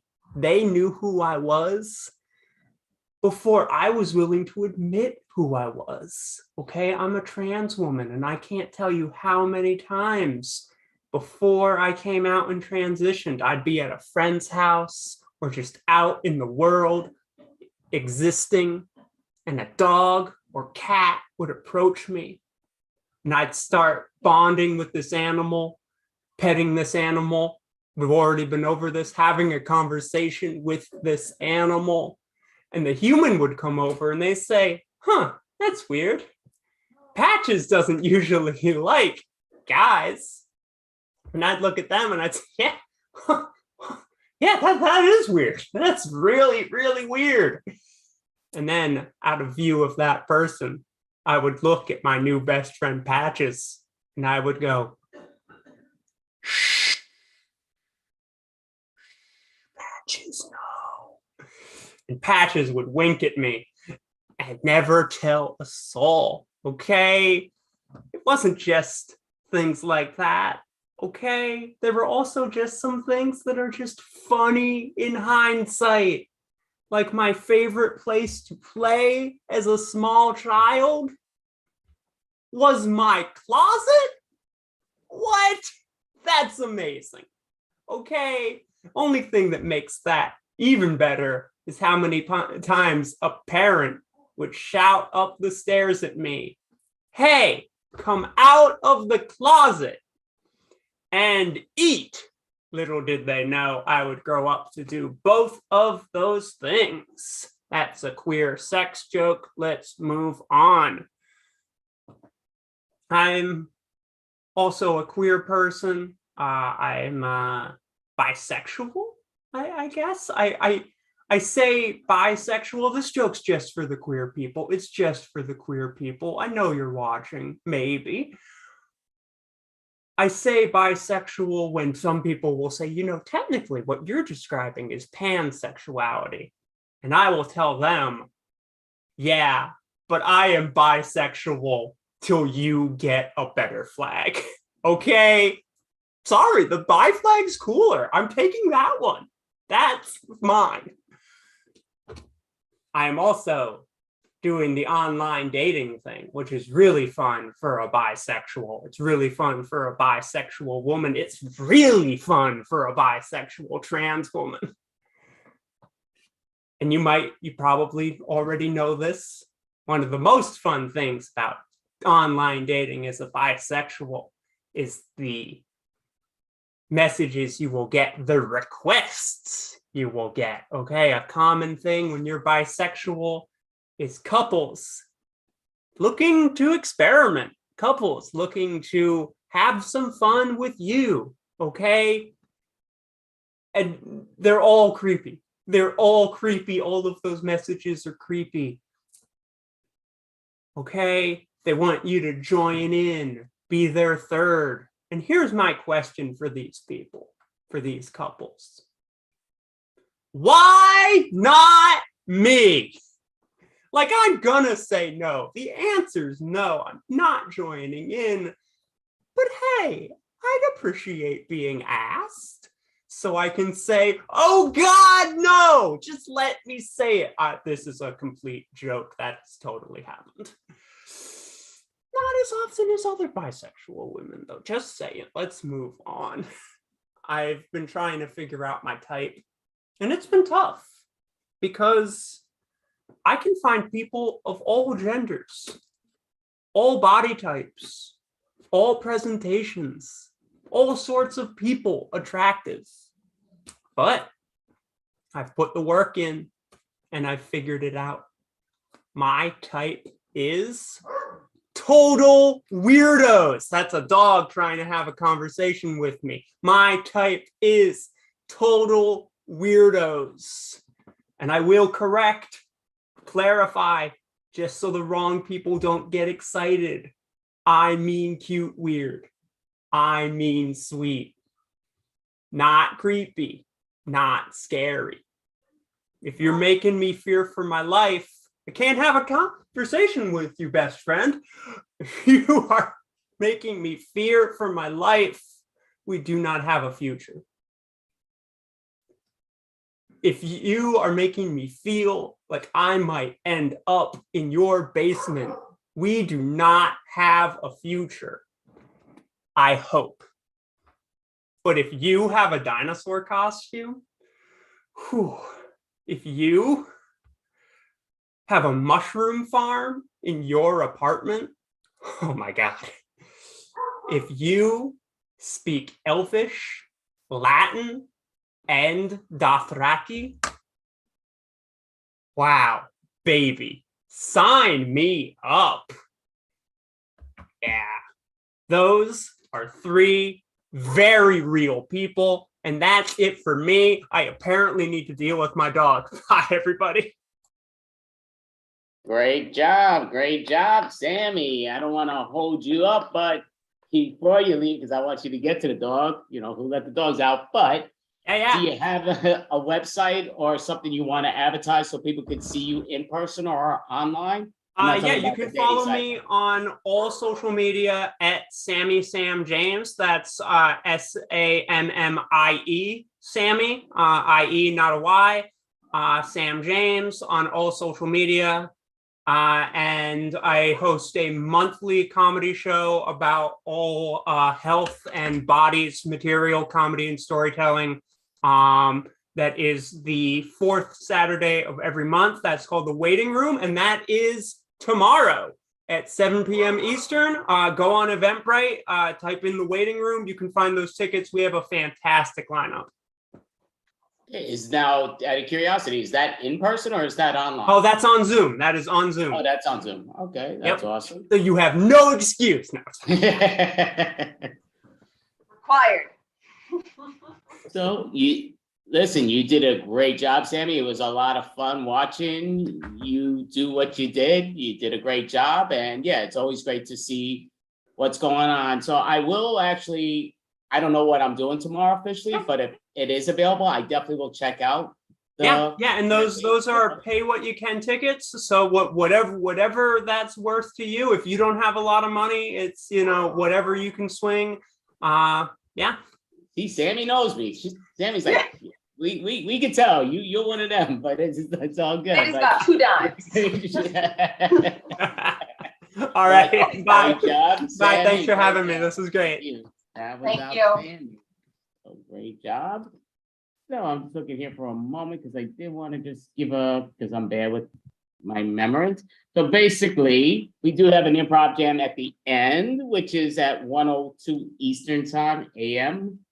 So yeah, Eastern time that anybody could join on the Zoom. They could message me on Facebook, Andrew Abramson, I'll be under. And Improv at its best improv shows practice around the world, but you may not be watching us on that. You might be watching us on YouTube or another Facebook that I sent it out to, which is great. I'm still not seeing what the heck I was trying to, but it's amazing. I don't even know what the heck I'm looking for, but basically this is the National Pet Month Extravaganza. That's not what I was looking for, but it just comes down to, we do have an improv jam at the end. And I guess we'll just cut into that to see what's going next. But Caroline, would you like to introduce the next individual? Sure. Up next, we've seen him earlier tonight, but now he's doing other stuff. It's DB Frick. DB, all right. Thanks, guys, for having me. Yes, I'm doing other stuff. I do stuffs and things. Yeah, I was on a couple of the improv shows earlier, and this is always fun. Been doing this for like 2 years. I think I've been on almost just about every single one of these. And tonight I've been on it more than ever before. So you're getting more of me than you usually get, which is better than I get. I don't know what I'm talking about. But yes, my name is DB Frick, as it says in the corner of my name. I think I'm staying up on I don't think I'm on the screen, but that's fine. I will continue to talk and ramble on. We see you. We see you though, but you're good. That's great. My name is DB Frick. People ask me all the time, how do you spell that? That's a stupid question. It's not like DEEBEE, like some 1970s band, the DBs. It just sounds like it's just two letters. But it came from, it comes out of my parents were hippies in the 60s and 70s before I was born. They were at an Elton John concert. And my mother was about 8-9 months pregnant with me. And they were like, oh, we should name our son after the next song that comes on. So the next song was Rocket Man. And my father was like, yeah, we should name him Rocket Man. That would be a great idea. He was an extra special hippie. But my mom was like, I think that we should probably go with something else. Let's wait for the next song. And they did. And luckily the next song wasn't like Goodbye Yellow Brick Road, because that would also be a terrible first name. But the next song was Daniel. So the D is for Daniel. Now the B is for Barry, who was my uncle, who was shot dead in a drug deal before I was born.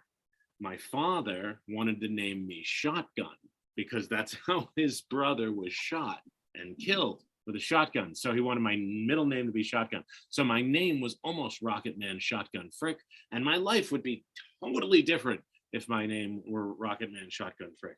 100%. There's no way it wouldn't be. I mean, come on, seriously. You'd rather be friends with that guy too. Who wouldn't? Now, I have some songs and such. I've written some songs over the years. This song is a rap song that I'm going to do right now. And it's on an album called A Name I Call Myself, which is on Reverb. And the song is called Dollar to My Name. My rap name, Helen Killer. I ain't got no dough, but I got my camera. I got my slam piece, so believe that I'll be slamming going all night, because I got the stamina. You can ask Tabitha, Lisa, or Angela. Dollar to my name, dollar to my name. Ain't got nothing but a dollar to my name. It's the blame game. Checking out my pockets makes me go insane. My mama tells me go get a job. How to do that when I'm 3/4 slob. You know all about my pockets being naked, wallet being flat, refrigerator vacant. You can take me home because I'm yours for the taking. And I like my women like our drinks well shaken. Sitting at a grill, mad, illin' and chillin'. On a date, all alone, salad bars filling. Dollar in my pocket, billion down for million, thinking a cotillion, hot up on the ceiling. And this is where the fourth graders started singing, hey, big spender. And they did a chorus of that. I'll be at the dollar store, filling up my basket, poor till the day I die, lying in a casket. I'm hot and I'm haunting Bob Cratchit. And where's that brother Tiny Tim? He's got my jacket. I'm at the bus stop and my driver keeps going. The $1.25 fare's got me rolling. Driver sees my face and knows I'm a degenerate. I steal from old ladies. How else would I pay the rent? I don't need a job. I need a rich lady. Tired of the bread without the butter and the gravy. Here lies the problem. I'm just lazy. I just be the brother taking candy from the baby. I'd pop the top, but ain't got no job to cop. The food here's slop. Favorite movies hop. Chris's gums a prop. Room could use a mop and some California crop. They say Helen Keller stop. I love that song. And I've been singing that for years. And you'll never stop me from singing it. No matter how much people don't laugh when I sing it in audiences of lots of people. I don't care. It's for me. It's for me. It's all for me. I think people, comedians, improvisers, when we get introduced, we always get introduced by our successes. Like often I'll get introduced by having written for the National Lampoon or writing jokes for Conan, or nobody cares though. Nobody ever remembers afterwards. I want people to start introducing me by my failures, because then I think people will remember. Like, here's one. Ladies and gentlemen, next coming to the stage, he graduated with a non-Regents diploma from Holy Trinity High School, DB Frick. Next coming to the stage, he's $150,000 in debt, DB Frick. Ladies and gentlemen, next coming to the stage, he majored in English because they had the best parking, DB Frick. I think people will remember that stuff. They're not going to remember the other positive stuff. Nobody cares. People want to hear about your failures. They don't want to hear about what you've done well. They want to hear about what sucks more than what sucks for them. That's what people want to hear. I don't know if there's a lot of fans of sports out there. I'm not really a big fan of sports. It stems from being forced into everything as a kid: football, basketball, baseball, soccer, tennis, tiddlywinks, ping pong, badminton, everything. My parents forced me into it, and I was bad at all of it. It got to the point in Little League where the coach actually wanted me to take one for the team. He wanted me to lean into the ball and get hit by it. The weird thing about it, it was bowling. So I would go home with 6 or 7 bruises 7 months out of the year. But that was fine, because when my father would come home from work drunk, he'd think he already beat me and go straight to bed. That's not true. My father never beat me. He was a terrible alcoholic, though. He once, at a neighbor's house up the block, got so drunk that he missed the bathroom entirely and hit the closet when he went to the bathroom. He once cooked our pet parakeet on the radiator overnight, accidentally keeping it on the radiator over Thanksgiving. Yeah, the next night we had cooked bird. Literally, our bird was cooked for Thanksgiving, and it was delicious when we ate it. It really was, surprisingly, for a parakeet. Very bony. You gotta be careful getting the bones stuck in your mouth. You don't want to do that. The thing that really showed me, that defined my dad's relationship with me when I was a kid, I was once online at the bank with him, and there were about 15 people online waiting to get to the clerk, and the line moved and I didn't, because I was sort of aloof. Banks are the worst place for kids, so I wasn't really paying attention. And then the line moved and I grabbed the hand of the man next to me, and it wasn't my father, and I knew it wasn't him because he held my hand. That's one example.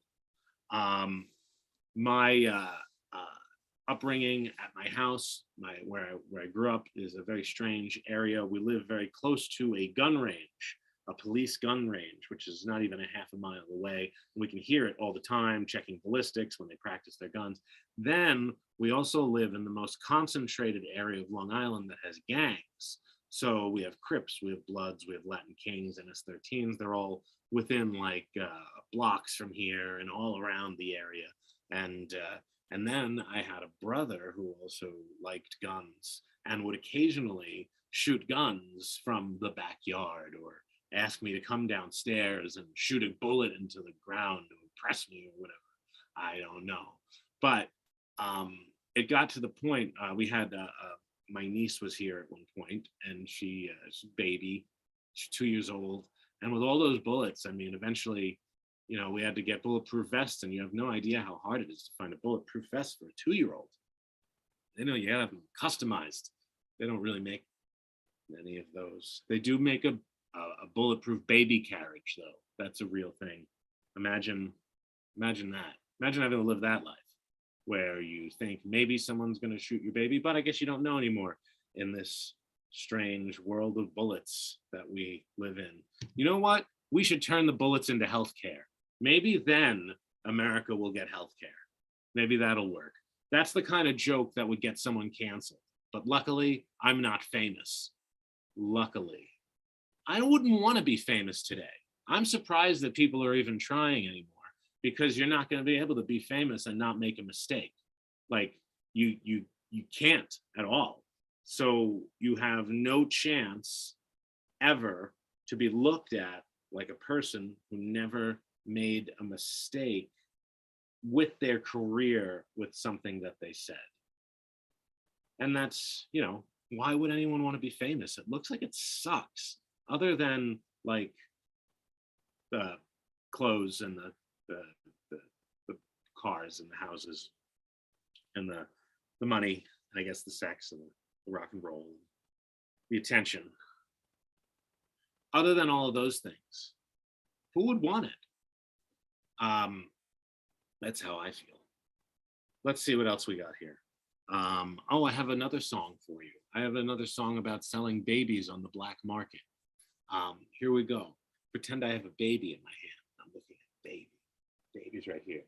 Hush, little baby, I got a plan. I'm gonna sell you in Iran. If that Iran man don't pay, I think I might sell you on eBay. And if that eBay plan goes bust, I might just sell you for some angel dust. That's me selling babies on the black market by DB Frick. I also have a song I'm gonna do right now about selling hash. I haven't done this in a while, so let's see if I can still remember that. Oh, I love hash. Anything Moroccan or Egyptian or Israeli. I'd hold a job down, but I smoke daily. Yes, I love hash. You want to hear about some hash? I have here some hash that is 30 years old. I killed my paw for it, but I never told. But singing a confessional is not admissible in court. I love it because it's hash. Oh, I love hash. Anything Moroccan or Egyptian or Israeli. I'd hold a job down, but I smoke daily. Oh, I love hash. You want to hear about some more hash? I have here some hash I once sold to a whore. She sucked my dick for it, and now there's a sore. But that's the last time that I sell to a whore. When you're stealing your hash, take cash. Oh, I love hash. The audience would usually come in at this point. Anything Moroccan or Egyptian or Israeli. I'd hold a job down, but I smoke daily. Yes, I love, I love hash. And there's usually a crescendo and lots of clapping, and I don't think they know what they're doing. I am going to take this playbook right now. This is one of Sam Shepard's books of plays, and I'm going to randomly open up to a monologue and read it. And that is what we're going to do.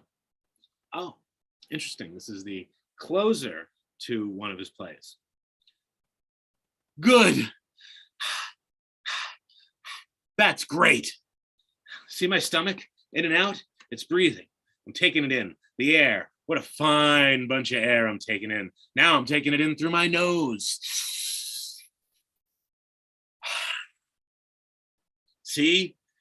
Great. Now my mouth. Good. In and out. Ladies and gentlemen, the air is fine. All this neat air gathered before us, it's too much.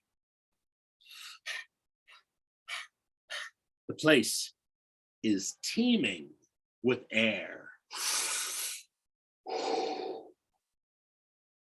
Outstanding air. All you need to last a day, 2 days, a week, a month, a year, months and months, years and years, until you can't stop breathing. Once you get the taste of it, the hang of it, what a gas in your mouth and out your nose. Ladies and gentlemen, it's fantastic. End scene. That was from the play Chicago by Sam Shepard, not the musical, because Sam Shepard didn't write the musical Chicago. It would have been a lot different. Probably would have had a lot more cursing. I'm going to randomly read something else now too. This is just going to be a few sentences out of nowhere. When Mr. Shepard arrived and rehearsals began, I discovered that all these ideas were unacceptable to him. I had chosen to counter the qualities of the script with qualities of the production. He wished the production to underline the qualities of the script. The rehearsal period involved a series of compromises which stranded the play in an untheatrical area somewhere between the author's concept and my own. I felt that if Mr. Shepard's ideas for production were followed through, the results would be untheatrical. He felt that my ideas subverted the play's intention. 1400,000 is a rich and provocative script, and I feel certain that the right production concept will result in a moving theatrical event. I hope some director will accept the challenge which this play offers. The point is, in all that reading, wow, that's really a bunch of bull. So I think I'm done now. I think I've done my 15 minutes. It looks like I have. Thank you, Ed. So, all right. So, Zach. So, I like how you almost finished the word awesome. You were like, oh, well, maybe not. So, yeah, I mean, great job overall. You know, this is your third set. I know it's a long day. You do your stuff, so we both definitely appreciate it, and many of the people around the world. Just to give you a go ahead. All my stand-up material was erased off my phone. All of it, like 45 minutes of it. So I couldn't remember a lot of it. And it was like erased, like, but that's not that that's here or there. But it's always fun to be here. Thanks, guys. You both rock. Well, no, definitely appreciate it. And I mean, I could say this quietly, but I'll just make it sort of. No? Okay, I'm going with what Caroline's kind of like giving me a hint. So, okay, so I'll zip the lip and I'll message you later. But overall, DB, you did a great job, we felt. Now, do you want to advertise to the world to let people know where you're going to be in person or online? I'm going to be working at UCLA for the summer, running a program there. I do a Wednesday jam for Second City. And that's always great. Doing some writing, and I'll be in the city tomorrow at doing a show, but I can't remember the address right now. But it's a James Mack thing. Do you remember what city? Just because it is all universe. I know which it is, but it is in New York City. It's always good to let the world know that if they're looking for you, if they're hopefully good reasons, but yeah, if they're looking for you to see the great DB perform. So, you know, thank you. Definitely, we appreciate it. You did a great job. You know, you knocked it out. Can't always please everyone. That's just the reality of what things go on, but you did a great job. Yeah, that's it. Yeah. That's not my job as a comedian, please everyone. But thank you. Well, you succeeded. No, just kidding. You did a great job, DB. Thank you. So DB Frey. So Caroline, would you like to introduce the next individual? Andy, I've introduced a lot in a row, so your turn. Okay, so I'm just looking right here. So we are going to introduce Sonic Boom Boom. Sonic Boom Boom. And here's Sonic Boom Boom.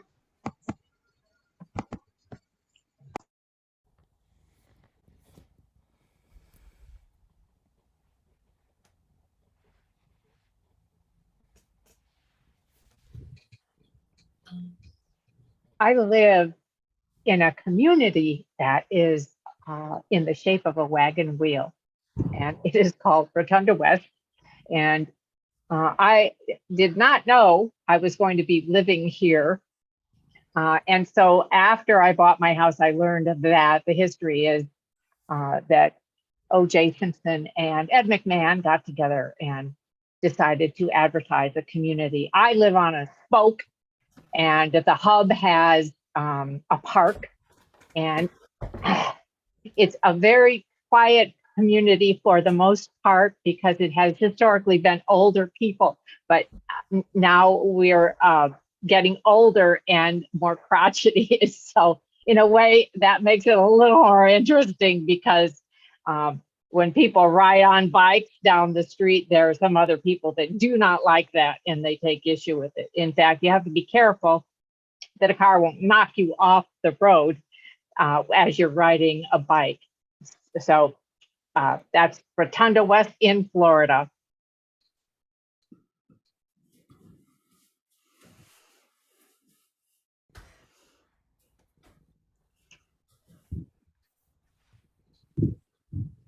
Almost mowed me over on my walker. You know, it's just a golf cart. It's just a golf cart. Oh. Yeah, just a golf cart. This is my life you're talking about. You know, there are rules here about how fast you have to move too. You know, you can't go that slow. You mean there's a minimum speed? Yeah, for walkers. It's in the bylaws. I promise. I mean, I know I'm the one that talked you into moving here, but yeah. You talked me into moving here, and you're taking my life. Well, I missed you. I'm truly in danger here. You don't seem to be taking this seriously. I've missed you, and I've missed you, and I missed you. Well, I am touched. Damn nabbit! You promised me we wouldn't have to live on the spoke. Girl, you promised. We're better than spoke people. We got a really good deal. You know, I don't care about the really good deals. You're always getting good deals, which is a good thing. Yeah. In fact, you're a good deal. Thank you. But we're living on the spoke, Marion. Think of all the fresh air we're going to get, you know, because we're not in a cluster. It's so boring. You just hang out on your own spoke. Nobody goes by. Oh, Jesus, Anne Marie, you know, we have each other. Yeah, and We a don't few need fellow people. pigs every once in a while. Let's kill it with my pea shooter. There you go again. You're doing it again. Yeah, I'm sorry. And you know, it's boring. You know, there's just so much Monopoly we can play. We read all the books in the library. They don't like to deliver to the spoke people. I think that we should plant a garden. How about that? Well, I mean, you know, if you'll do the digging and I do the selecting, I could like go for that. We could do that. Yeah, we could grow our own vegetables and then we could maybe set up a little farm stand. Oh. See? That would be fun and then you'd be happy. I do like that. Yeah. And we could probably go worldwide, franchise it out, spoke for us. Yeah. Brilliant. Oh, thank you. I mean, thank you.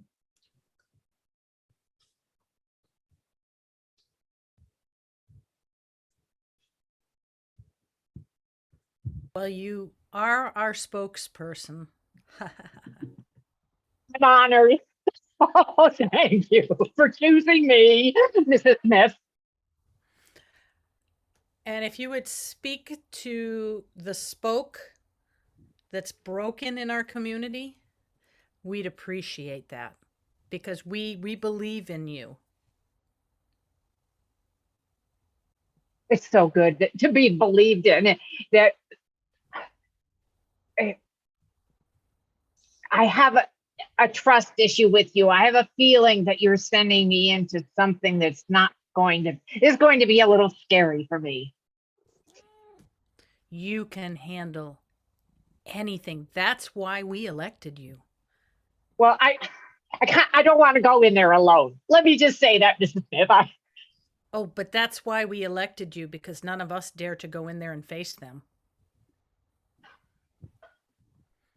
Well, I can be brave sometimes, like on Halloween and like on when the lightning is flashing. But that spoke. The people that live on that spoke. That spoke. It's just the homeowners association. It's just none of us dare to. Oh, they're scary. I'm sorry. You're right. They're scary. So it would be such a good thing if you would come with me. I don't want to be alone. I need you, Mrs. Smith. This is why we elected you. Because you're amazing.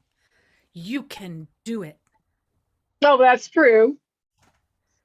I am amazing. You'll speak to the spoke as our spokesperson, right? I'll do what I can. Mrs. Smith, I'll do what I can, but here's my last will and testament, just in case. We may need that. I mean, this homeowners association is the toughest one I've ever seen. Here I go. Thank you. This picture reminds me of when I first learned to drive. And I had certain challenges. The two things I found most difficult were taking left turns in the middle of an intersection. That was so stressful for me. There were so many things to pay attention to, and it seemed like it could be an absolutely fatal set of decisions. The other thing was parallel parking. Very, very difficult and it required so much coordination. In fact, I failed the first time around because those damn orange cones, and I could not parallel park. Finally, the second test, I also failed the parallel parking, but out of pity, they just passed me. I think the guy was just like, let's just get rid of this one. So that's me and this picture.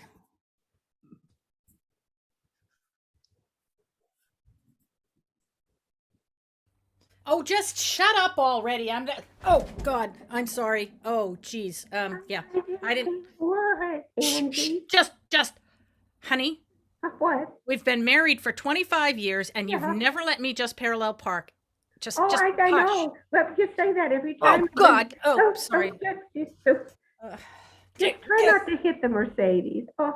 Oh, whoops. Yeah, I think that's the one I just got. It's all right, Angie. You know, we have good insurance, but you know, oh, so there we go. Okay, and okay. I mean, I think I'm in. You know, do they give you tickets for being 4 feet from the curb? yeah, they do. Yeah. Oh, damn. You know, you have a lot of those already, so it's okay. You know, you're my everything, and I really appreciate the fact that you finally have trusted me enough to at least let me try to parallel park. I mean, 25 years of marriage, and you're just finally letting me try. Well, you know, I just given up. You know, why not let you do what you want to do?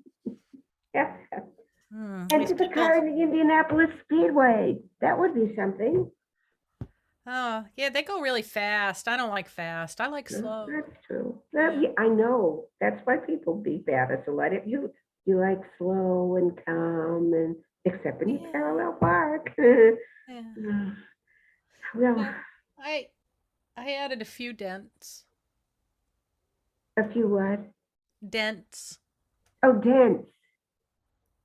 Yeah, the big one at the front fence is kind of disturbing, but. Well, honey, I'm going to tell you the truth. Yeah. We've had this car for 25 years, and I just want to get rid of it. So I figured if I put enough dents in it. Be all set.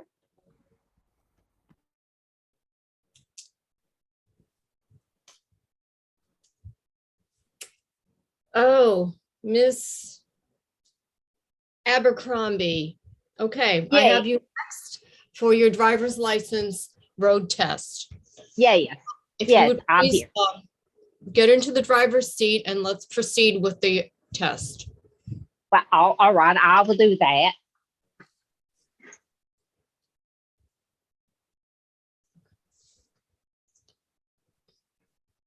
I'm ready.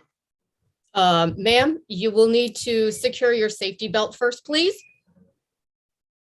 Well, it constricts me, but I don't like to be constricted, but I guess if I have to, I will. I do need to pass this test. Ma'am, if you want to pass this test, then you will put the seatbelt on. Oh, all right. I'll click it then. All right, ready? Okay, ma'am.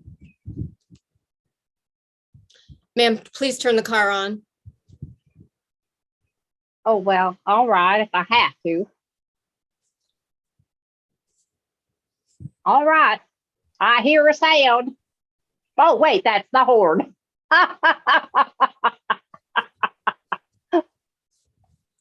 Tiny mistake. There we go. All right. I hear something now. It sounds real. Very good. Okay, ma'am, you actually have to drive if we're going to examine your driving skills.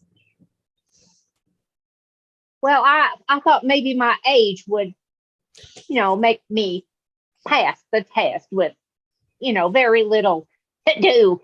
I have a bridge party to go to. Well, ma'am,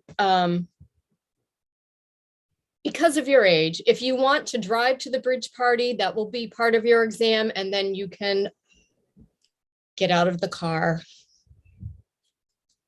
and your test will be over. Oh, well, thank you. You know, the bridge party's just down here on the corner, so let's just go ahead and get on down.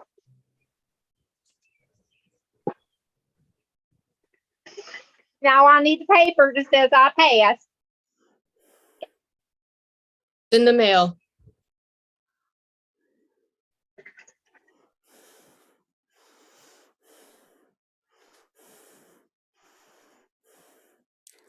Oh my God, I find these SAT tests I know. so stressful. Would you just give me the answer to 3B? 3B? Please, please, please. We're best friends. Please. 3B. 3B is King Richard III. Okay. King Richard III. Yeah, I think so. I'll take it. I'll take it. You're very knowledgeable. You did not flunk history. Right. Oh, shoot. I went outside the oval. Oh, geez. I'm shaking. My hands are shaking. I know. It's okay if you go outside the oval, just as long as, just, the best thing to do, Joyce, is just read each question and get the first thing that comes to your mind. I like this answer better than this answer. That's what I do. Attention students, you have 3 minutes to finish your SAT exam. I haven't finished 1/3 of this thing. Know, just go color in the circles. Quick. Oh, God. I was going to say. We have to make it caught, and then we'll just creep. I don't see that pencil moving. You're so hesitant all the time. Just go, color in, circle. There you go. Is the next person in line for the throne the musician Prince? Yes. Okay. Yeah. He likes the color purple. He's beautiful. Which is the name of a book, yeah. Very talented. Yes. And influential. Yes. 1 minute. You have 1 minute. Oh, God. That's all right. You can answer at least 10 questions if you just fill in the circles.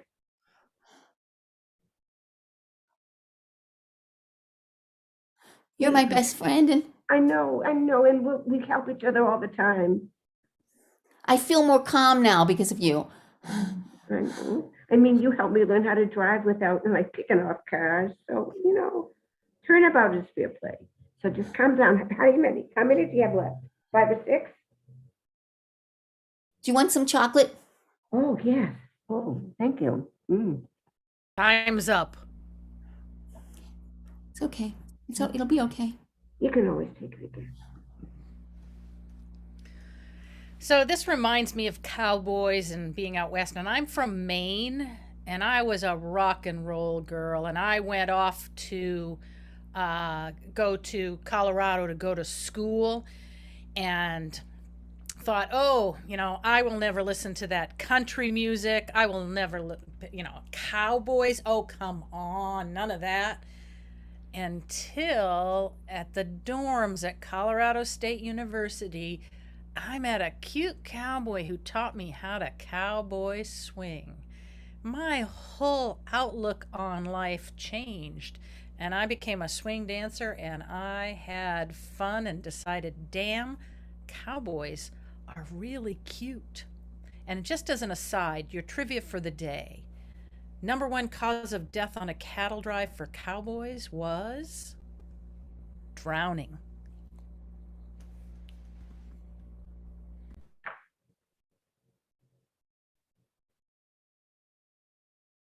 Well, Mrs. Hyster, I have to say it, as you can call me Doc Pistol, but I've given you a thorough exam, and them puppies are not going to be hunting for a while. Oh, this is the worst possible news I've heard in a very long time. We needed them to be hunt ready last week. Well, I meant the puppies at the end of your leg, your little feet. Them puppies are not going to be hunting for a while. I can't use my feet? Not for a while. They're not going to be hunting for a while. They're in bad condition. Oh no. This is horrible news. I mean, my pet dogs are one thing, but my feet are my feet. I haven't even looked at your dogs yet.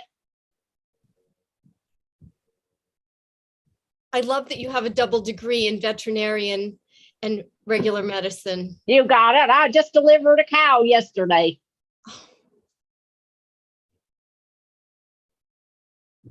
So I'll need a secretary, and that doesn't take much walking at all. I could say, I could use a little help here, Mrs. Posker.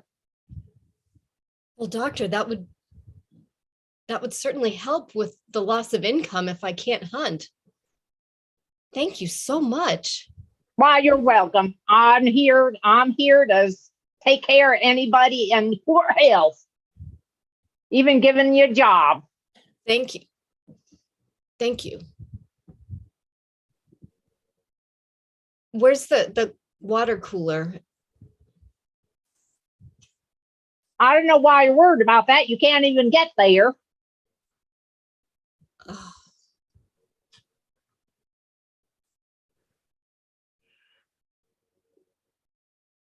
My boyfriend, he done left me again. Sally Mae. He says I'm boring.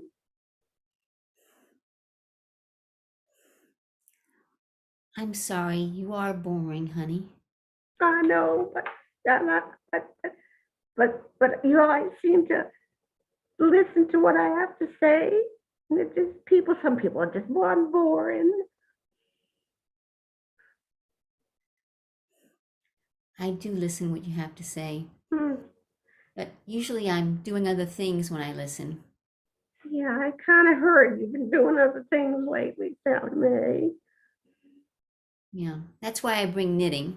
Yeah, I heard you doing other things besides knitting with my boyfriend.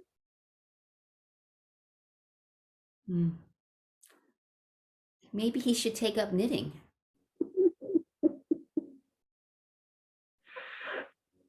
Maybe you should. I tell you, I could sure use your knitting needles, though. What would you do with those, sweetie? I'm thinking of piercing his ears and maybe yours too. That's one approach. That's not boring. No, that would be kind of exciting. I wanna rock and roll all night and party every day. Whoa, look at that cowboy. Wow. Look at that cowboy. It's a dancing dude. I still want to rock and roll, but He sure knows how to dance. Think we could learn to do that? I'm game for anything. I wanna rock and roll all night and party every day. Everybody, come on, let's dance. I wanna rock and... Ooh. Oh, did you see him spin that girl around? Are you sure you can't do that? I feel a little jealous. They did the kick up over the head thing. Can we do that? I'd be willing to try anything. How about that pretzel thingy? Oh my goodness, I think we can do this. I'll try it. I may need to see the chiropractor tomorrow. Ow! Oh God. Nope, I'm not gonna move now. I can't move. I'm stuck. I'm stuck too. Oh, geez. That was a mistake. Oh my God, I'm stuck too. What the heck, you guys? I'm really stuck. It's just like swinging. I'm telling you, I just. All right, there you go. I have a cramp. Jeez. I think our only choice is to dance our way out of this. Oh, you're right. I right. wanna rock and roll all night and party every day. I wanna rock and roll all night and party every day. Baby, yeah. Woo-hoo. And this is Sonic Boom Boom. Introduce yourself. I'm Judy. I'm from Bangor, Maine. I'm Lynn Means from Rotunda, West Florida. I'm Joan from Boston, Massachusetts, sort of. I'm Michelle. I'm from Boston. I'm Susan, also from Boston. There's a lot of people from the Northeast. Awesome. Then Massachusetts people. Oh, wait. we got Lynn. And then there's Lynn. I'm from Rotunda, West Florida. Lynn Means. Yay. I love you. She does not live on a spoke. You don't live on the spoke, Lynn? Thank you, guys. I do. Lives on a spoke. So you did do a great job, just for the thing. So, but before you all go, that was a great job. Do you want to advertise to let the world know if you're doing anything in person or online and where they could find you? Every fourth Sunday at the Follies. They're performing at 7:30. Our show goes from 7:30 until 10. So every Sunday there's at least 2 hours. And we have two house teams. One's directed by Billy Merritt and one's directed by Susan Messing.